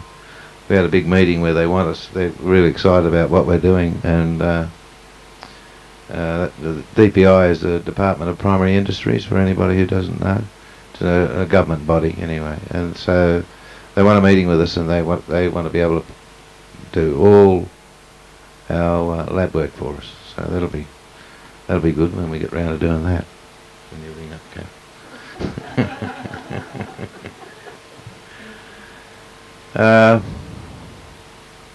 I suppose everybody's familiar with how these bacteria work in our gut, what they do and how they clean and scrub. No. It was about a year ago. I heard a rumor from certain people that the product at Greenfields had a whole lot of bugs in it. And because it has so many bugs in it, they were encouraged not to buy the Greenfield products. You have to understand that Alan and Kate very affectionately called those little acidophilus or lactobacillus bacteria their bugs. And so when they're talking about their bugs, or you hear other people talking about the Greenfield products having bugs in it, that is affectionately referred to as the lactobacillus bacteria, of which there are many different types of quote-unquote bugs. So I wanted to mention that to you. So if he slips and says he has bugs in his product, you know what he's talking about.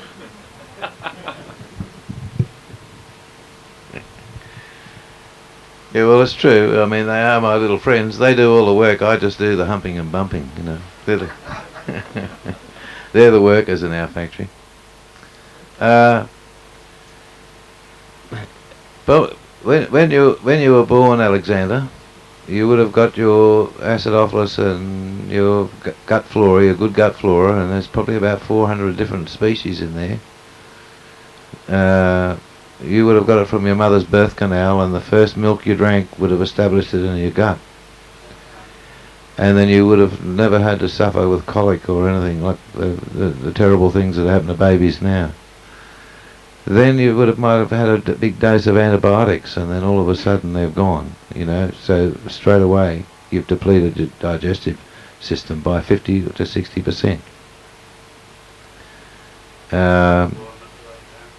You were born at the right time, yeah. Well, hopefully you haven't had too many antibiotics, or not too much grog, or fatty foods, or yeah. See. Well, there's a trolley out there with some grain fields on it. You better have some of that. Yeah. As I said, I'm as green as grass, you know. But grass is good to eat when it's green. But I had someone say the DIP, that's the Greenfield. The DPI. DPI, okay. That packet I've got. Well, I'm drinking it as though this is beer. You know this, I'm really drinking it. And a lot of my friends say to me, hey, you can't drink all that. I'm drinking liters of it, you know. Mm. And I like it. But I had someone say that there's a problem with it. And that is there a metal in it? Metal? Yes, and I'm just putting a spoonful in and I'm making a liter, and then I just drink it. But someone says, no, I've got to filter it off 3 times. Oh, no. Oh, that's it, Oh, is that another product? Oh, that would be right. Sorry for that. Is it? Yeah. All right, sorry. In the wrong oasis. Thank you. Anyway, yeah. Well, these bacteria, they synthesize all those minerals for you. And your vitamins. Yeah. The bacteria. Yeah, the gut flora. Yeah.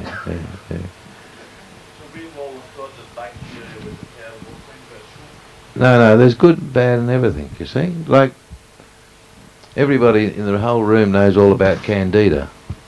And everybody knows how bad it is. Candida. Well, amazing as it may seem, there's one Candida yeast called Candida albicans, which is responsible for all of our problems that you can have. And it's naturally in our gut all the time. It's just when our gut flora, our good gut flora, like the lactobacillus especially, when they get down, well then what happens is that you the Candida albicans can take over, and too much of anything, good or bad, is not good for us. And this is what happens. Now, nobody can say exactly what role the Candida albicans plays in your gut. But it must have something to do with digestion, or it must have something to do with keeping something else in check. Because there's another Candida yeast called Candida latina, and they're now saying that it's one of the greatest food yeasts that you can have. The most beneficial yeast for mankind is this Candida latina, but it's a Candida yeast. So, there's the good and the bad of two things. The same thing happens in bacteria. The same thing happens in yeasts. Yeasts, I found that I test a yeast. If somebody wants me to test a yeast, first thing I make sure it's acid resistant, because only acid resistant yeasts are beneficial to us.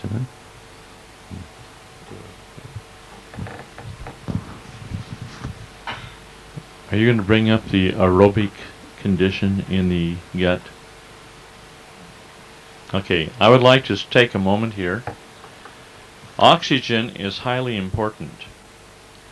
And if you have an oxygen deficiency in the gut or the small intestine, this oxygen deficiency is what we call an anaerobic condition. And the Candida albicans can only grow in an anaerobic environment where there's an oxygen deficiency in the body. Your Candida latina grows in an oxygenated environment and will not grow in an oxygen depleted environment. And this is why this particular Candida is good for you. Now, so I want to point out, in this day and age, because of the oxygen depletion in the Earth's atmosphere, everyone, frankly, is oxygen deficient these days, and this is why so many people are coming down with your Candida albicans. And the people are taking drugs and so on, nystatin, what have you, to knock out these different Candida infections. But the thing is, it's not knocking out the Candida infections, it's causing more Candida by suppressing the symptoms in an oxygen deprived environment, or what we call an anaerobic condition. So the secret to this whole thing is, if you're taking the right aerobic lactobacillus bacteria into the gut, this balances out the pH on one hand and causes an oxygen generation to take place in the gut, making it impossible for any of your anaerobic bacteria to survive there. I'd like to have Alan make comment on this, because this is the secret, one of the secrets behind the activity of the lactobacillus bacteria, which he's dealing with. Well, when I make the BE, what John's saying is exactly right, because when I make the BE, I can make a difference of up to a pH of 1. I can bring it down to almost 2.8, pH of 2.8, by running a vortex into the tank. So it oxygenates the liquid before the fermentation, and it can make up to 1 pH difference. I saw a bunch of eyebrows go up when he said 1 pH. That's terribly, terribly acid. But it doesn't cause an acid condition in the body. It causes an alkaline condition in the body. Like oranges are acid, but you take a ripe orange, which is acid, it'll still create an alkaline condition in the body, which we want, a slightly alkaline condition in the body, for the body's maintenance of health. Fair enough? So don't get alarmed at the high, the high acidity, which is the low pH. Don't get alarmed at that, because in the body it makes a very definite condition, okay, of your alkaline condition in the system, which we need for good health. Abby.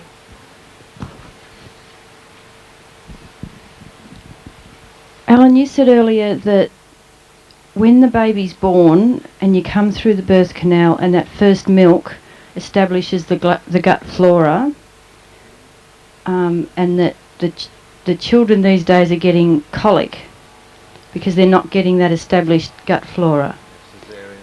Yep. Why is it that I had both my children naturally, they were both breastfed, and yet they were both colicky, the first worse than the second? Would that be because my gut flora wasn't adequate to start with?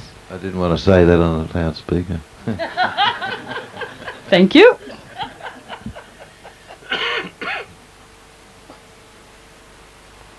No, I find it a fascinating subject. I don't know. I mean, we can talk here for hours and hours and hours about this subject because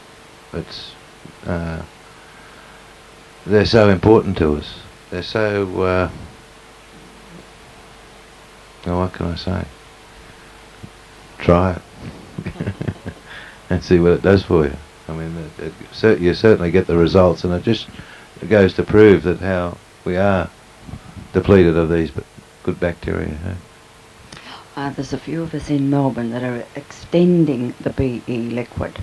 We put a bottle in a container, 2 cups of wheat, leave it 2 days, and it bubbles. And we put 2 bottles of granularized water in it, leave it 2 days, and then we put that in the fridge and we drink it as we need it, which is pretty fast. It just goes very quickly. Now, you're talking about the pH level. So what are we doing? We've still got the BE liquid. It tastes fantastic. It seems to be working. So are we reducing the pH level? No, probably not. It's always how can I put it? It's always we've got a lot of recipes for making food with it. You always want to be careful making it. You're using open fermentation, see? Yeah, you can alter it. It can alter very, very, very quickly. Especially from the wheat, or from there's lactobacillus in the air, or on your spoon, or on the wheat itself, and you might not be getting exactly what I've got originally in the bottle. So what I did, have you seen the recipe folders we've got for making your own sauerkraut? Well, that was the reason I did that, because those recipes were able to keep all the ones that are originally in the bottle. So.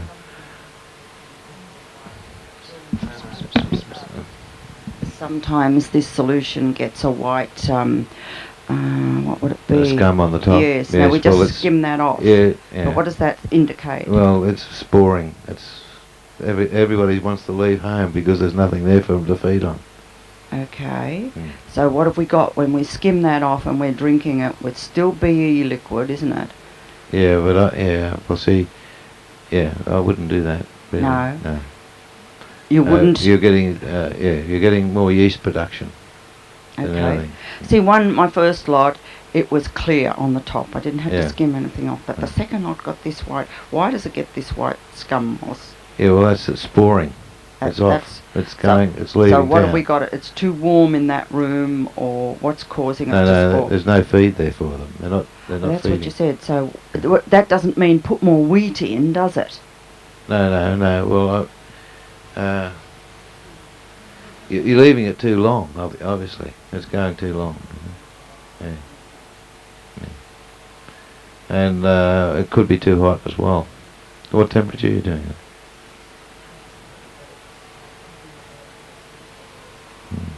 Yeah.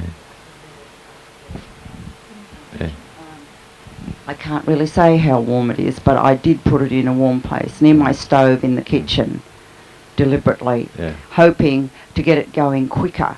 That meant I left it 1 day and then added more water and then left that 1 day. So I'll experiment further. Yeah. Be careful though.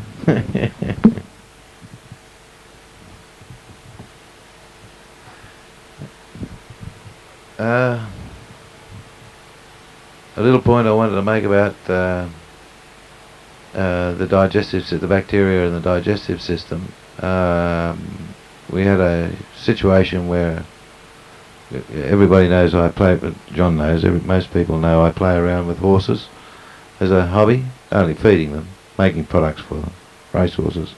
And we had a major problem with, to carry on from what we were talking about.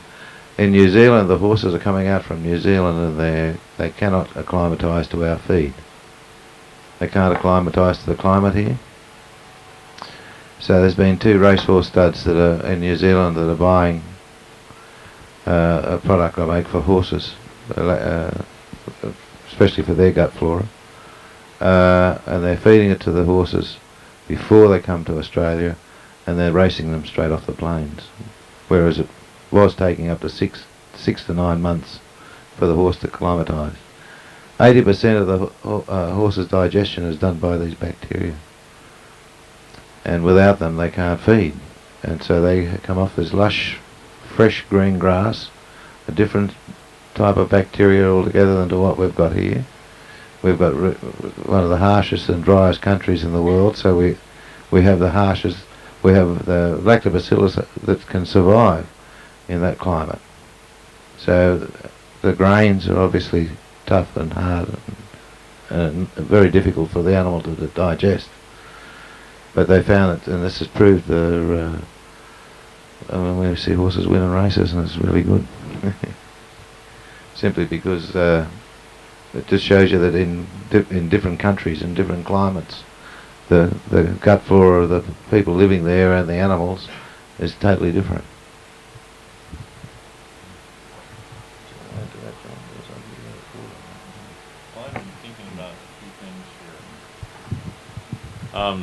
It'd be very wonderful if Alan would take a few minutes here and explain what this body electronics, the BE liquid lactobacillus, can do for open sores on the body. Now there are several of you here. Is Margaret here, her husband?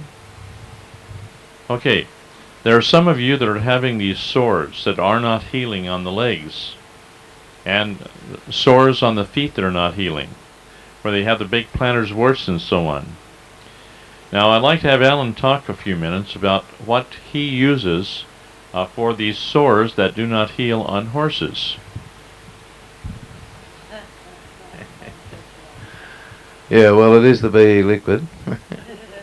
We soak the bandages in the BE liquid and wrap it around the leg. But the reason I do this is because no bad bacteria can live in that environment. They can't, they're not acid resistant. Repeat that again, please, because this is one of the major factors you have to understand on the power, the healing power of this particular material. No bad bacteria can live in that bottle. In fact, John's heard me tell people this before. I had analysed by Fowler, it's the Food and Agricultural Laboratories of Australia. They do a lot of analytic work for us, and he told me you could put a dead rat in that bottle and still be able to drink it. He says nothing can live in there, no bad bacteria, there's not a chance of it ever being able to survive.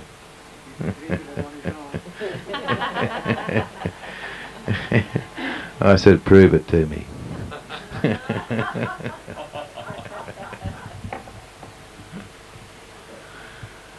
So,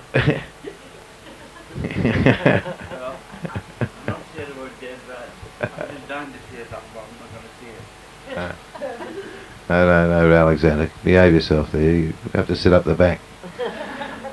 Yeah,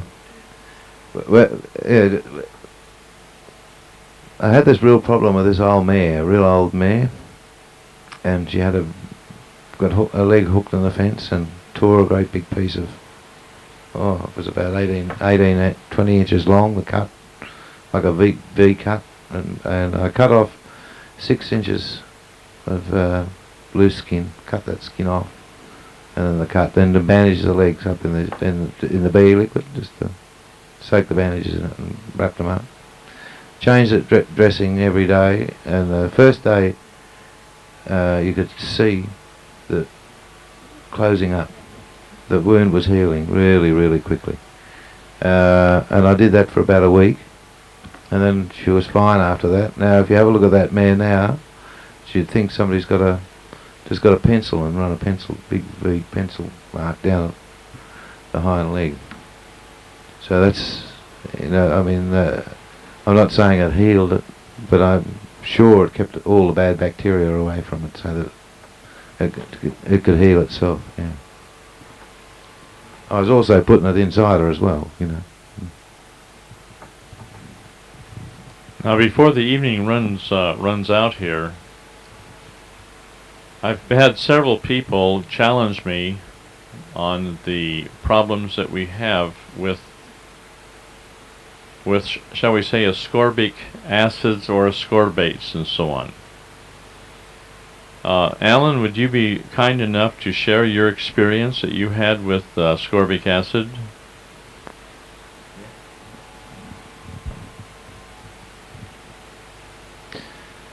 Yeah, it's a funny story, but I was reading the Russian chronicles, going through, and I found this kvass, which is a lactobacillus drink made with apples by the Don Cossacks in Russia. I thought, oh yeah, look at that, I can make that. So I wasn't going to sit there peeling apples. So I thought, I need some organic apple juice, and where can I get that from? And then I heard about this people in Beechworth in Victoria, and so rang them up, send me something quick, So I got about 60 litres of this stuff. And what happened was, I added the culture to it, made up the recipe, got it all organised, and added the culture, and they all died. They all dropped dead on me. And I thought, oh, what's this? So the next day I did the same thing, and I thought, well, there must be having a preservative in there. There must be a preservative in there, And so I rang up the company, and the lady answered the phone, and I said, oh,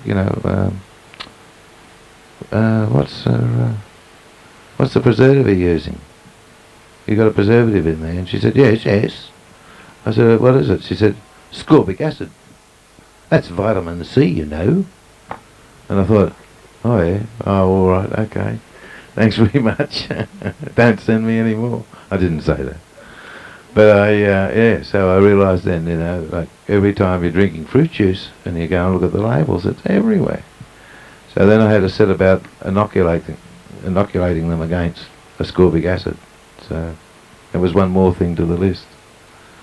And that's what's probably, that's what worries me a little bit when you make your own, you lose all that.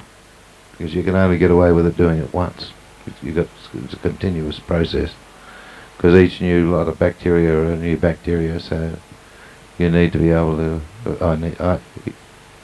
I inoculate them against heat and salt and freezing, chlorine, fluoride, ascorbic acid, and everything else that I can think of that comes along that I think is detrimental to them. I've got them up to about 11% alcohol, mostly for my own benefit. I'm hoping to get them to around about 12 or 13. I saw this nice red wine the other day. So they're really tough little critters, really, yeah.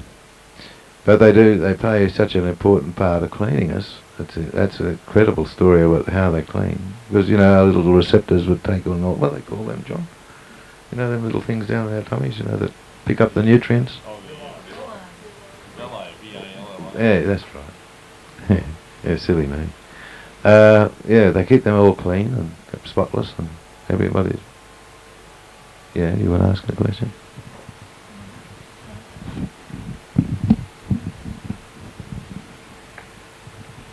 Are you saying that you've inoculated them so that we can actually eat vitamin C again? Yeah, yeah. Well, you should only be eating a natural vitamin C, not a. Yeah, because since I stopped eating vitamin C, I'm bruising very easily again. Ah. And I wondered whether I could start eating it again. Well, I can't see why not if it's a natural source. Ascorbic acid is Have you read that little article that I wrote many years ago on ascorbic acid that's in the folder that was passed out to you? Doris, have you read that? And you read the material about exactly the truth in the matter? About all of the literature that comes out in favor of ascorbic acid from the Linus Pauling laboratories? Okay, that's a bunch of fakery. Every doggone bit of it is a scam. It's simply not true. Ascorbic acid is simply a drug, and it suppresses symptomology. That's why the bruising disappears. Now, you're not building up your body at all, because the moment you stop taking the ascorbic acid, what happens? The bruising comes back. If you have a bladder infection, and you stop taking ascorbic acid, what happens? The bladder infection comes back. If you have a kidney problem, what happens after you stop taking ascorbic acid? It comes back. If you have a bad cold, you take ascorbic acid, the cold goes away. You stop taking ascorbic acid, what happens? The cold comes back. Now you have to understand that this is a suppressive agent, this ascorbic acid. It kills off the friendly bacteria. It lowers the immune system. It does not do what nearly all of the naturopaths here in Australia, they recommend large doses of ascorbic acid, and they don't know their head from a hole in the ground, and you can quote me. I'm on a running argument now with all these guys that think they know something, and I know that they don't know. I've done my homework on this area. Ascorbic acid, you start taking that, you stop having healing crisis. Are you with me on this? You try it. You take ascorbic acid and you feel good all the time as long as you take the ascorbic acid. You go off the ascorbic acid and you start feeling terrible again. Now, it should have been enough for you to know that what Alan has said, as soon as you put a good, healthy, aerobic type bacteria into an ascorbic acid environment, it kills off all the good bacteria. That tells you something. This is something you should know about. That's why I asked him to tell this story. I'm not mad at you. But the thing is this is something that you've got to listen to very carefully, study into it, and throw out the fakery that's been taking the health industry by storm. People are sick, and the ascorbic acid and the ascorbates. You put the ascorbates into the body, they turn into like ascorbic acid in the stomach. Or the ascorbic acid turns into ascorbates in the stomach. Doesn't matter. These things are made in the laboratory. They're synthetic. They act on the body just like a drug. Now, you try to prove me wrong, and I've got you. Because when you start taking a look at what ascorbic acid does, and causing this crystalline catarrh across the fibers of the eye, which is very hard to remove and takes a while to get that ascorbic acid out of the body so the body can start moving through a healthy healing crisis again. And then, Doris, if you start bruising again, that's going to be enzyme, mineral. What are enzymes? They're protein. And then, of course, you have to have all the protein there before you can absorb the minerals, and then the bruising disappears and goes away. Fair enough? And so don't be tricked into this stupid program that is taking over the doggone world and the health industry about how good ascorbic acid and the ascorbates are. It's a fakery and a sham, and it actually destroys the health of the people. You take a look at the iris of the eye, and it stops changing the moment they start taking ascorbic acid. Fair enough? I'll take on anybody on this subject. I've done my homework on it. That's we're talking about man-made vitamin C. We're talking about synthesized, laboratory-made stuff. If you're going to get your vitamin C, get it from oranges. But then I read a little paper done by a university in the States where they tested all the oranges in the supermarkets and none of them had vitamin C in them. And it was They were picked green. no picked green, and because they only get And the then painted. yeah. They spray them And they with a color. Oh, they gas them with a color, right? And now you radiate them, send them to Australia. yeah, to make fruit juice, yeah. And then they add ascorbic acid to it, so you know you're getting plenty of vitamin C.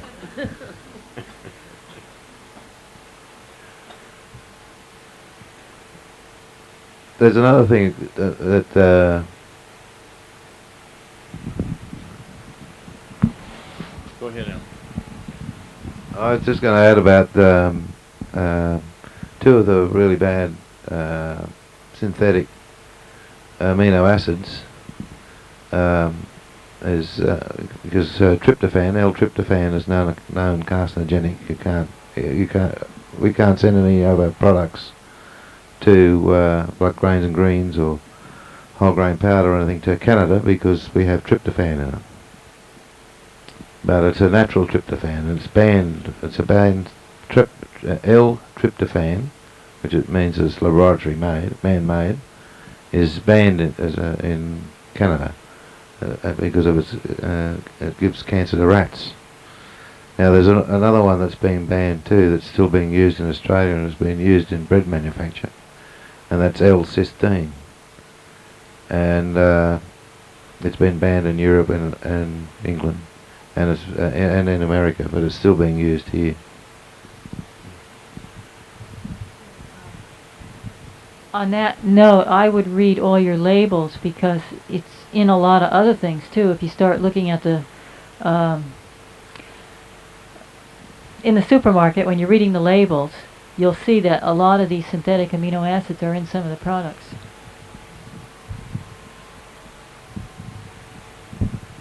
Let's talk shop. Okay, you ready? You take a dextro form of amino acids into your body when you're eating raw protein that has not been cooked. That LAVO form is what you get in this LAVO amino acids that has been mentioned here by Ellen. The human body has to have the LAVO form, and it has to have the dextro form forming a balance in the body so the body is healthy. You take the weightlifters that are taking all these big strings of LAVO form of amino acids in order to thinking that they're getting protein for their body. They're literally killing themselves because there is no dextro form to balance it in the body. Now what we did with our weightlifters in the Cook Islands, we took care of them. And in the Cook Islands what we did, and some of them started getting medals when they started taking the protein powders. But what happened is when you're taking the grains and greens or the protein powder from grain fields, you're taking all the dextro form of the amino acid into your body, and then the human body, synthesizes part of that dextro form into a LAVO form, so you have a balance of a natural LAVO form and a natural dextro form in the human body. And that is fine, because that's the way it's supposed to be. But if you take only the LAVO form into the body, where you have all these LAVO forms of your different types of weight control and bodybuilding type situations, these boys get sick, and they get sick fast. Look at their eyeballs. Look at the iris of their eye, and look at their mucoprotein level. They're putting a bunch of stuff in the body that acts on the body like a drug. It suppresses the symptoms. There is no dextro form to balance it, and the fiber structures go posterior back into the pigment layer gradually. And these boys get sick, and they get sick fast. So on any of these weight programs or any of your bodybuilding programs, the best thing in the world is to get the dextro form from raw protein. And or if the person's digestive system is bad, let them get the pre-digested protein from the fermented products. And you can't go wrong with that. But I'll tell you, there's going to be a lot of accountability for all this false advertising on how good these products are when they're actually killing people with this label form in which you get in all the vitamin stores. They're lined up in your different shelves for product for bodybuilding and so on. And by golly, it's the biggest sham I know of. This whole market is upside down and backwards. And it's about time people start knowing that it's killing people. They're getting sick. They're getting all kinds of diseases and wonder why they don't feel good. Then you have to pep them up with a lot of glucose and pep them up with this so they have the energy to go out and compete when their bodies are slowly dying in the process. I'm a little heavy on that, but by golly, that's the way it is. I'm sorry if I offend anybody on that. You got to get back to nature as close as you can get and get away from anything which is made in the laboratory. I've seen the label form in a lot of the tofu burgers and a lot of the soy products that are like meat substitutes. If you read the packages, they're using the label forms in those. What's the difference between the BE liquid and the powders that you sell, and what are the appropriate uses for each? Well, really they're designed to go together, mix them together. This is the way I'd like to see it taken. I mean, you don't have to, of course. One's live and the other's dormant. The liquids, they're live bacteria. And in the powder, they're taken down to a low moisture where they're just sitting there. They get takes about 40 minutes to get them started in your gut, because that's the perfect conditions for them there.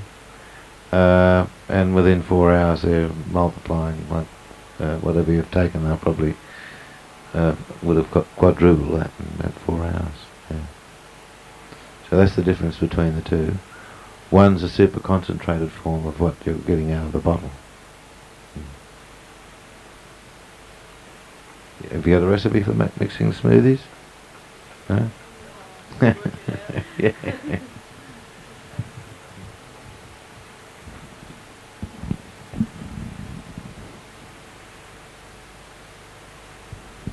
A lot of people have to take, have been taking L-lysine to stop herpes. Have you got any suggestions what they do about getting D-lysine?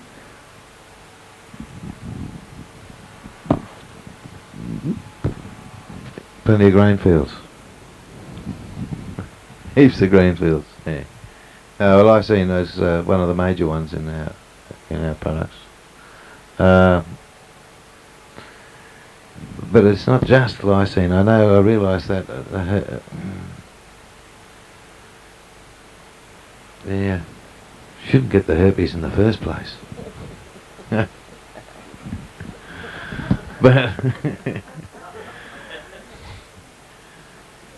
But I mean, we have customers who have really bad thrush and all that sort of thing, and they douche and they wash themselves in the liquid with great success.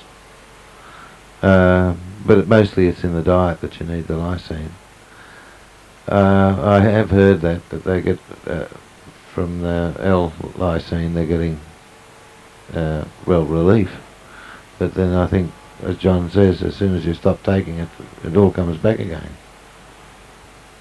I think if you have a problem like this, the great, most fantastic thing in the whole universe is the human immune system. I mean, just look how many there is of us. If lions and tigers had our immune system, we'd be just food for them. There'd be more than them than us. So I think first thing you've got to concentrate on, and if you've got these problems, is your diet to feed your immune system. Make sure you feed yourself with all the right nutrients so that your immune system can do its job. But then it'll get rid of anything. It'll kill cancers, stop colds, stop flus, viruses, it's incredible. So any help you can give your immune system means that, you know, the quality of your life is going to come better and the symptoms of these things can go away. Do you agree, John?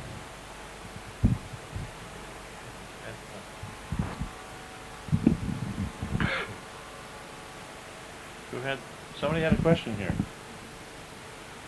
Yes? Yeah. Okay, there it is. I've heard that there's a factory in Japan that gets concentrates vitamin C out of oranges. Is that so? Do you know, John? A natural vitamin C.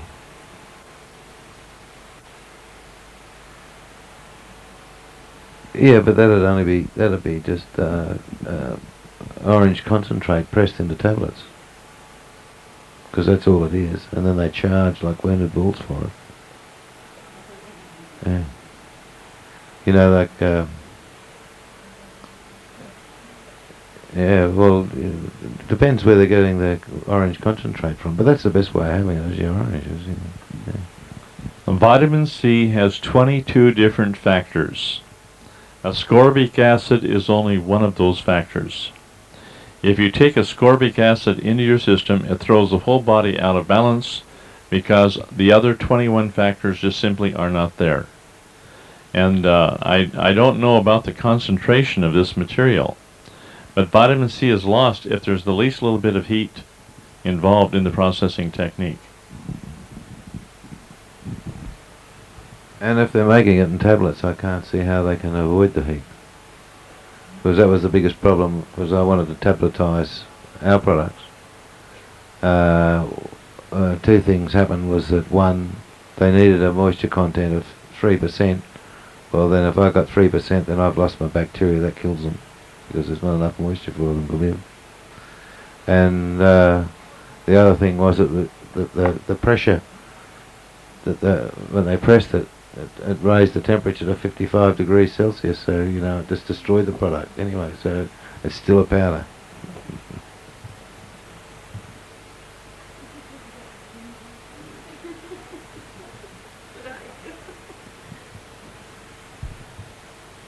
Hi everybody. My part obviously tonight's on the skincare, an exciting new part of AGM Foods. We've been talking with John and Anita over the last couple of years about being able to develop nutrition for our skin. Because our bodies are so depleted of nutrition, the skin's the last facet that gets a feed. So we looked at feeding from the outside in, and the catch cry being everything we used we were able to eat. Everything was organic, we didn't use any chemicals to preserve. So we use our bugs and our bacteria that and the byproducts from the bacteria. And we're able then to produce a range of skincare that does feed our skin, helps with fine lines and all of the vanity problems, but most important, it feeds and nourishes the skin. And so we've got some here for you tonight to try, and some information to read about it, and go from there on it. But I'm very, very excited about it because it does the job exceptionally well. Okay.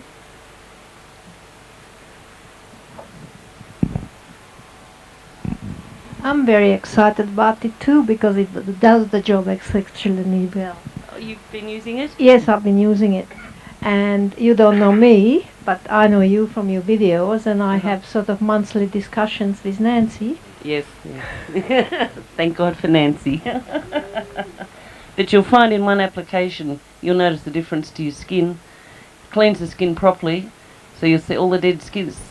Once the dead skin cells are removed, the skin starts to breathe again and look good. And over a month or so of using it, you'll find that a lot of lines disappear, but people start to comment, do you look healthy? It's because your skin's nice and healthy and getting a feed. The next thing's the hair. And Gabby, look, I'm trying it out already. I said to Hank, I've got it on tonight. the prototype. I mean, we haven't come out in the market with it yet. But it's not greasy or oily or anything, and it just sits there and bounces, and I look like a teenager. There's a one-to-one correspondence between the intestines and the skin. It all arises from the same embryological source. And so what happens to the skin happens to the walls of the intestines. Now, I'd like to have either Kate or Alan to discuss a couple of things here. That we're talking now about all kinds of different colon cleansers that are now on the market. But maybe you'd like to consider this particular story about Kate that Alan may want to talk about.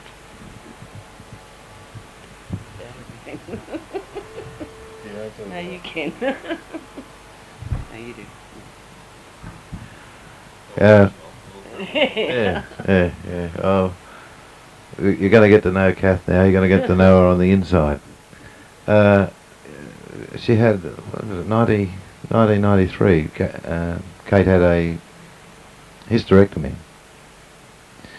and they sliced her bowel open in 2 places, and the bowel shut down and wouldn't work, and then we nearly lost her. There was a fortnight where she was in intensive care. We thought we were going to lose her. We still can't see the doctors because they burnt all the records or tore them up or something. But all he could talk about, the bowel specialist especially, he come to see her.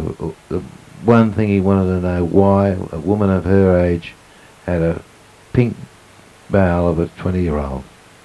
What was the cause of it? What was her diet? What was she doing? And she said, well, we drink our own products, I drink my own products. And he couldn't. I was on nil by mouth because of the problem, and I said, please let me have some grain fields. You're putting all this into me through drips and things, let me have some grain fields and I'll be fine. No. So I said, okay, you pull all your rubbish out and I'm going home. And I'll have my grain fields there. So they allowed me to have it. 2 days later I was able to go home. That's how quick it worked. When you're exceptionally sick, the bacteria kick in so quickly. My son went through quinsy recently and they put him into hospital. I took in a smoothie I'd made up at work. Within an hour they released him. The infection had gone down and you could see it physically. And I myself went through some emotional trauma recently and watched my immune drop incredible to the point that I got sick, and I haven't been sick for a long time. I had no grain fields with me. Once I got back on the grain fields, the immune starts to work again. It's so important to keep the bacteria up every day. I can't talk highly enough of, and I know it's our products, but the results I see in people every day that come in, they come in all bent over and, digestive problems. Within a month they're starting to smile and be vital people again. It really helps create the balance. Yeah, we've got an Iron Man who's on the grains and greens and the liquid mix, and he was 27th last year. He was 27th in the state. He started this year 10th, wasn't he?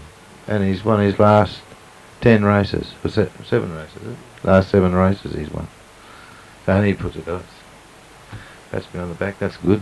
I said, well, give me half the prize money. He's also using our skincare too, and finding he's a lot less sun damage to his skin, and the lip balms and things like that stay on all day through triathlete and that sort of thing. So he's very, very impressed. So the skincare too, you'll find, protects the skin against the sun. I wouldn't say that it's a sun protector yet. It's early days. The toner you can use straight on the skin for burns and things like that too, for fungal infections. Any infections, you can use externally, all our products. It started late last week, so it's just starting to trickle out now. Well, I've got some here tonight to have a look at, and then it's be in the health food shops as they pick it up. You all want to look like teenagers, huh?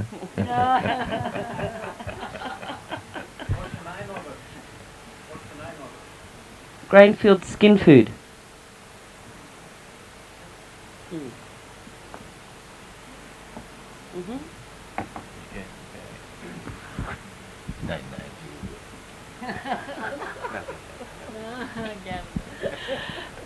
My son, who's 14, he's been taking the Grains and Greens since it came out. How long ago is that? 6 months. Okay. Every morning he gets up and he has 2 big spoonfuls of it, And if he forgets to have it in the morning, he'll come home in the afternoon, he'll go, I haven't had my grain fields.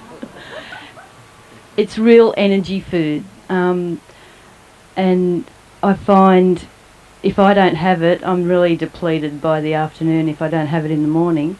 But one thing that I did want to point out that these people may not be aware of is the fact that when you're getting this protein, it actually builds lean muscle tissue. Now, he's quite thin, but I'm noticing now, since he's been really getting stuck into it, he's been building the muscles up in his arms. So I'm really pleased with what it's done for him.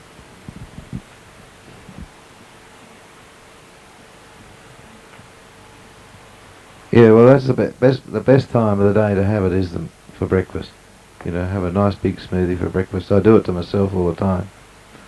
And gee whiz, I miss it if I don't have it. It's religion at work, isn't it? You know, everybody's got to have it. Yeah. Would you say that half a glass would be sufficient per day? Half a glass full? Or half a glass empty if you like? Yeah, for maintenance, the thing is, I mean, you can't have too much, okay? So how much is too much? Well, there's no such thing as too much. You can have as much as you like. You have 10 litres a day and 6 containers or whatever, if you can fit it in. But you can have too little because your body passes, so you lose out of your body around about 50 to 100 mil of bacteria a day. You pass them out of your body naturally, so you really need to be able to replace that. So you're a glass a day. Really you need about 2 dessert spoons full of the powder and a glass or half a glass of the liquid. Plus I like to see you put some bananas in there. I know people say you should never mix fruit and grains together because it's bad for your digestive system, but you've got to remember that my product's been pre-digested, so it's not a problem there. But the thing I like about bananas, especially bananas, is that they're slow to digest, so they hold everything up so that you get to maximise all the good work I've tried to do, you know. You get the benefit of that. But you know, there's all different ways you can do it. I mean, a bit of coconut oil. We're coming out, I haven't spoken about new products, have I? What's that? Only the hair. We made up this nut mix. I call it a nut mix. Very super expensive. The ingredients are so expensive, but it's almonds, pecan nuts, pepitas, you know, pumpkin seeds, sunflower seeds, flax seeds, and that's it, isn't it? Yeah, did I? Yeah. Yes, I got them all. Anyway, I made this up in a nut mix, but I did it at very, very low temperatures, and I did 25 kilos of them, but I noticed there's only that much left in the bucket. I think everybody in the place has been attacking them. You know, they just go and swish, and we haven't sold a nut. The only bloody nut in the place is me. And so anyway, they're really, really nice to eat. But I thought, well, how are we going to do this? I said, what I'll do, I'll just mill them up and I'll run it into the grains and greens. Add some more to it, you know. But I took it to the mill and it turned into peanut butter. There's that much fat. All the oil, the process has brought all the oils out. So now I was on the way down, I said to Kath, I think what I've got to do, I don't know, I think I'll have to try and make it into a little nut bar. Like a little bar where you can eat them. But because we can't mill them, you know, but they just melt in your mouth. Everybody just woofs them down. Hence the empty bucket.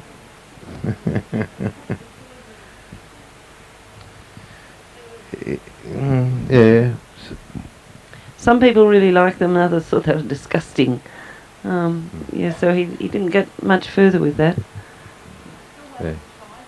Yeah, I only need something negative, and that's the end of me. I only need a no, that's it. Uh,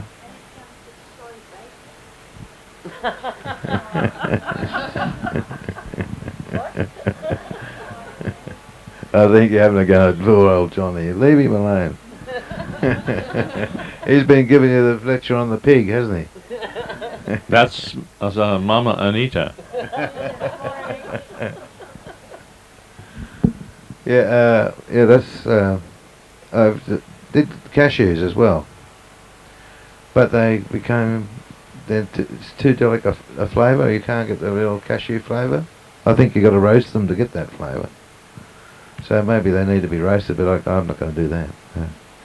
So it's just back to the nut mix. Before we end the evening, I want to put in something, a real plug for this lactobacillus drink. Okay? It's full of lactic acid.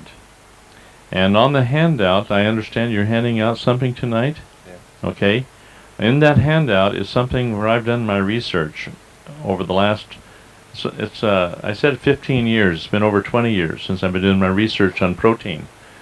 And it finally got something out in print that goes into the 12 points on grain fields, goes into the Body Electronics handbook. Now, what I like to point out here is just read point 6 of the 12 points of grain fields. And it tells you about the value of lactic acid. I think it would be very advisable for you to do that, because we have a lot of people that have some very serious problems, and the lactic acid helps them immensely in the manner which the research that's been done internationally on that is recorded in that point 6 of the document. I want you to read that very, very carefully. Please discard the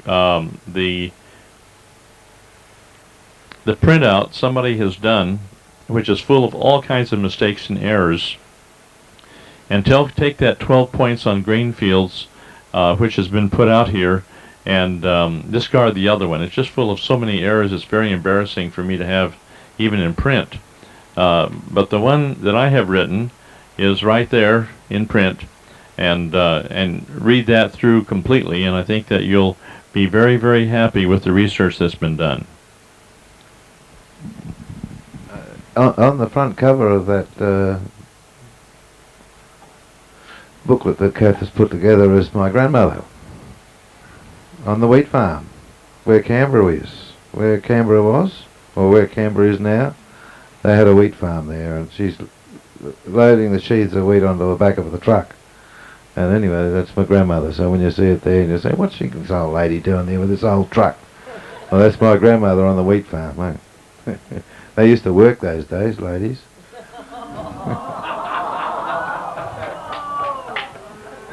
Those that come to our factory know who's the worker, don't they? I'm that fast they can't see me.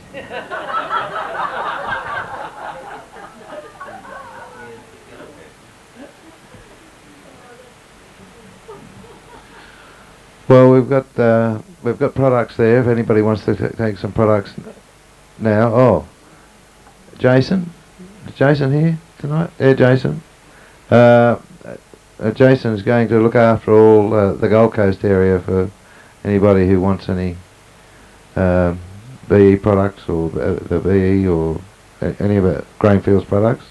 He's going to be running around looking after this area. You want to come up here and meet everybody? Is there many people here from the Gold Coast?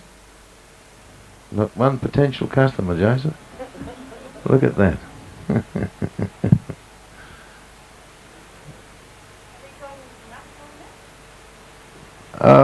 Only, yeah, a little bit. Very, very, very small. Mostly from BE people who have been to one of John's seminars, and then they go home, and then they send in orders, and we ship to them. Yeah. No. Well, I'm trying to talk Catherine that we should go over there, because my daughters are over there. I'd like to see them, and then we should, have a distributor or somebody over there. Yeah. So that's what we're looking for. I think there's a bottom line here time-wise, folks. And I understand that, and I don't know yet what the situation is, but I understand that there's a little surprise for you from Kate and from Alan, and that we're going to have to get after that here pretty darn quick, time-wise, or because we start again early in the morning. Yeah. But there's Alan and Kate said they brought something down here for everybody that you might want to really consider. So I'm grateful for their generosity. Thanks, Joe. Thanks, everybody.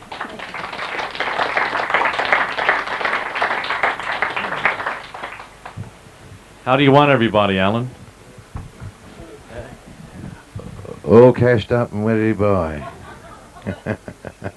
Okay, I mean, what do you want the people to do? Where do you want them to go? And give them all the details of what they want.